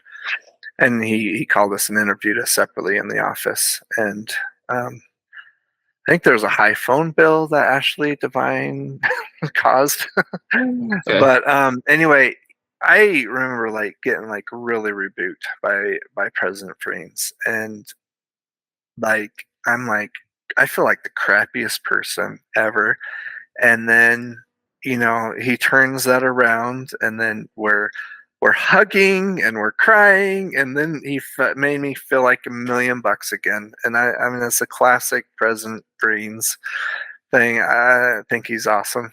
I really do. And I did have the chance to go down to a couple mission reunions and saw them. I've been to their house, and anyway, awesome people. I remember um, really a lot of good things with them. And I remember like reading my journal, and I think I wrote with his own conference that, oh, Sister Vrain, she did the piggy thing again, and that's like all I said about it. Like, and everyone knows what that is. I didn't have to say anymore, so it's Nope, not at all. They're class, and how she closes her eyes when she talks to you, and Oh yes, and you're like, are you looking at me? What's going on? No, awesome people. Just deep internal thought, Yep. and then the words come out of her mouth while it's processing through her mind. There's no need to connect. Yeah, no. That's just a trademark Sister Vrains. That's exactly who she is. I was scared of her. She was she was I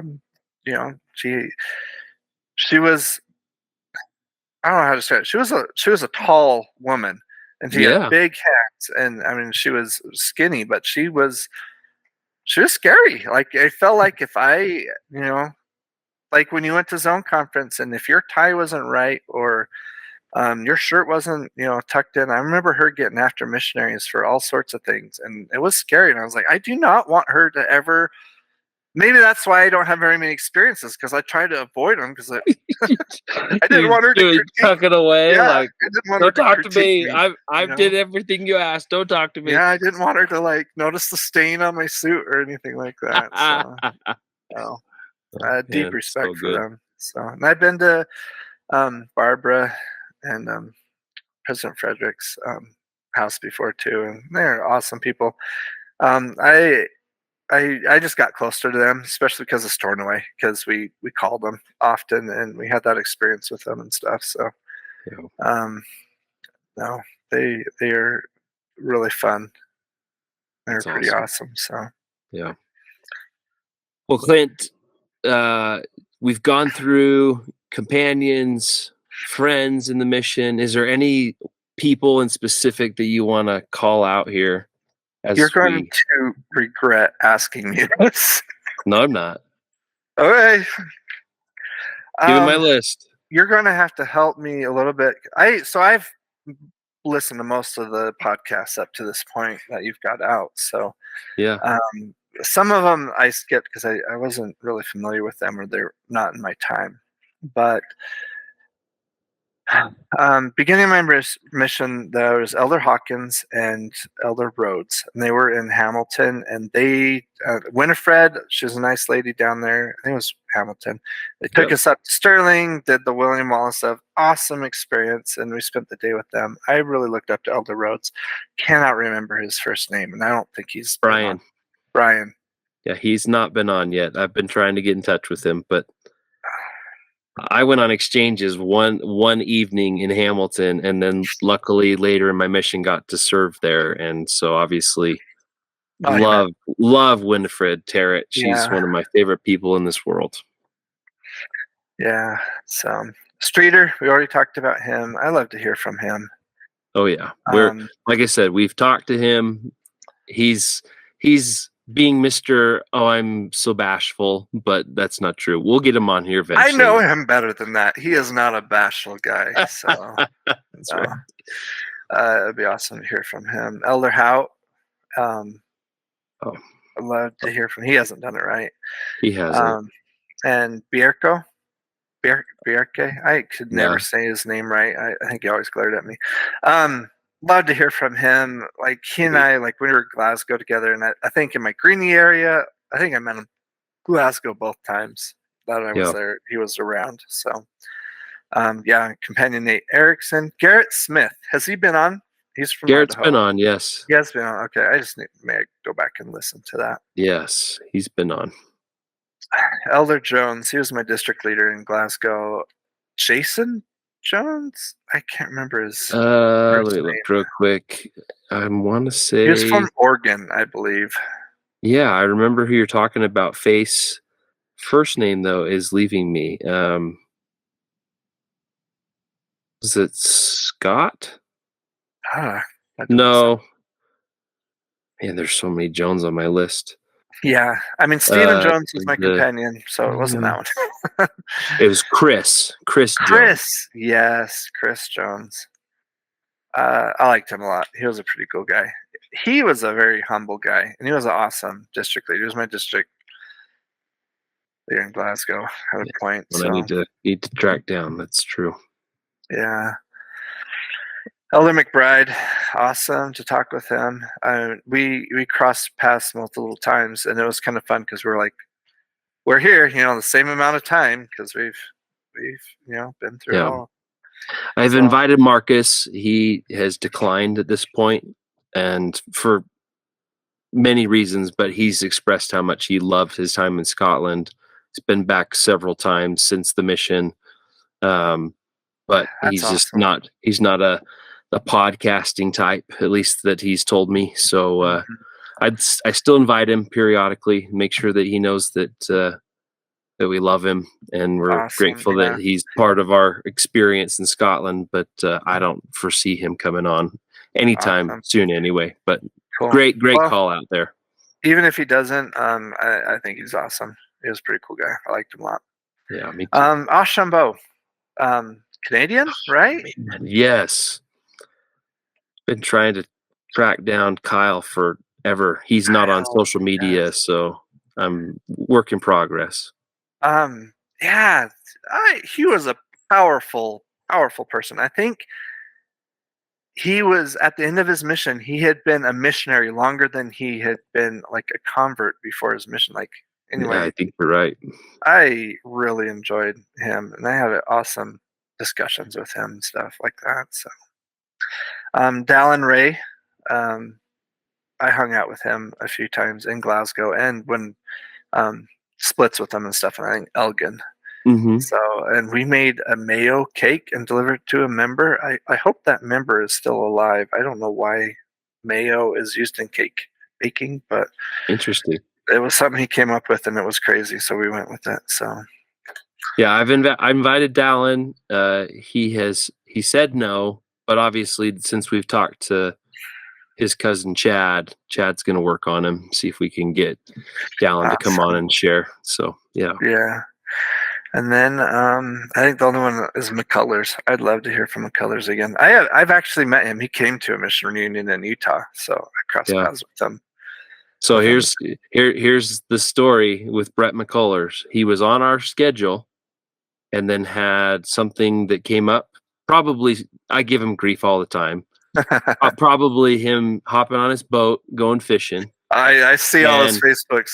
So ultimately, he has said that he will come on. I just haven't got him on my schedule yet. So hopefully when fishing season is over, I don't know when that is in Florida because it's always beautiful there. We'll get him on, but he's one that I have talked to.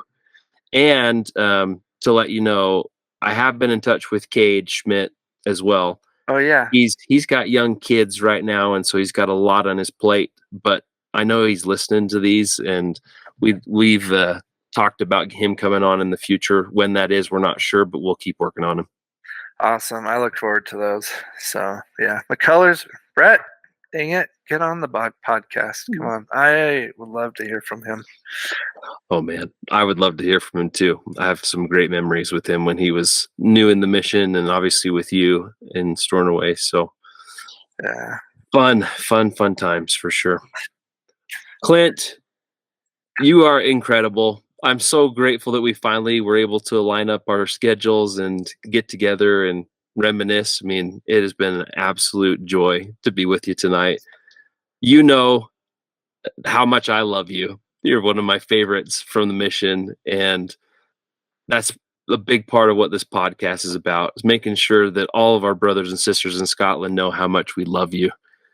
It's an amazing thing to sit down and talk about Scotland and the amazing, fun, crazy, eclectic experiences that we've all had in some capacity in Scotland, and to share them together and also to share them with those that are listening is huge. So thank you so much for making time for us tonight, for digging through your journals, for getting everything put together, and your memories were unbelievable that you shared tonight. So thank you.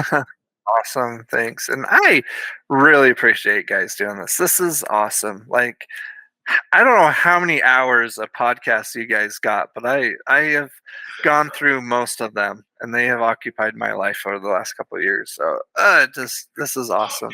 And Yeah, I was looking at numbers today. We're approaching 14,000 listens on the podcast, and I think we're somewhere between 55 and 60,000 views on YouTube, which those are some pretty impressive numbers. We've only been doing this for a little over 2 years, and we're just a little outfit. we're just talking. We're just talking. We're just talking about Scotland, talking about our favorite people there, memories. I mean, it is such an incredible place. I mean, have you been back since the mission? I have not, Okay. but my wife and I have it in the books, possibly August. So I will probably be getting back to you, since I know you've been there recently. Oh man, and want to talk to you about your trip there. So I'll get back in contact you. Yeah, but we're wanting to do it. So we talked about it. So and oh man, yeah, it was an experience I'll never forget. I literally cried when we landed because I could not believe I was back. It was a long time for me getting back, but it's one of those experiences. Smelling the smell of the breweries in Edinburgh, barley, yeah. Oh my gosh! Like just smelling the sea breeze and hearing seagulls. I had forgotten about the seagulls on the coast and how absolutely annoying they are, and they're huge birds. They're not small seagulls, but yeah, we had a lot of fun, and I think I've turned my wife and my daughter into lovers of Scotland as well, because they haven't stopped talking about it since we've been home, and now we're already trying to wriggle our way back there sooner than later. So I'm really glad that that's how much they loved it. It was such an amazing place. So that's awesome. Yeah. But yes, you reach out to me. You reach out to me anytime, Clint. I'm more than happy to give you my 2 cents on what we did and the things that we made the most of, because we looked at our list and I don't think we touched all of it by any means, because it's impossible. And we were there for a fortnight and squeezed as much in as we could. But there's you can always go back for another 2-3 weeks and still not do everything that's there to be done. It's such an amazing place.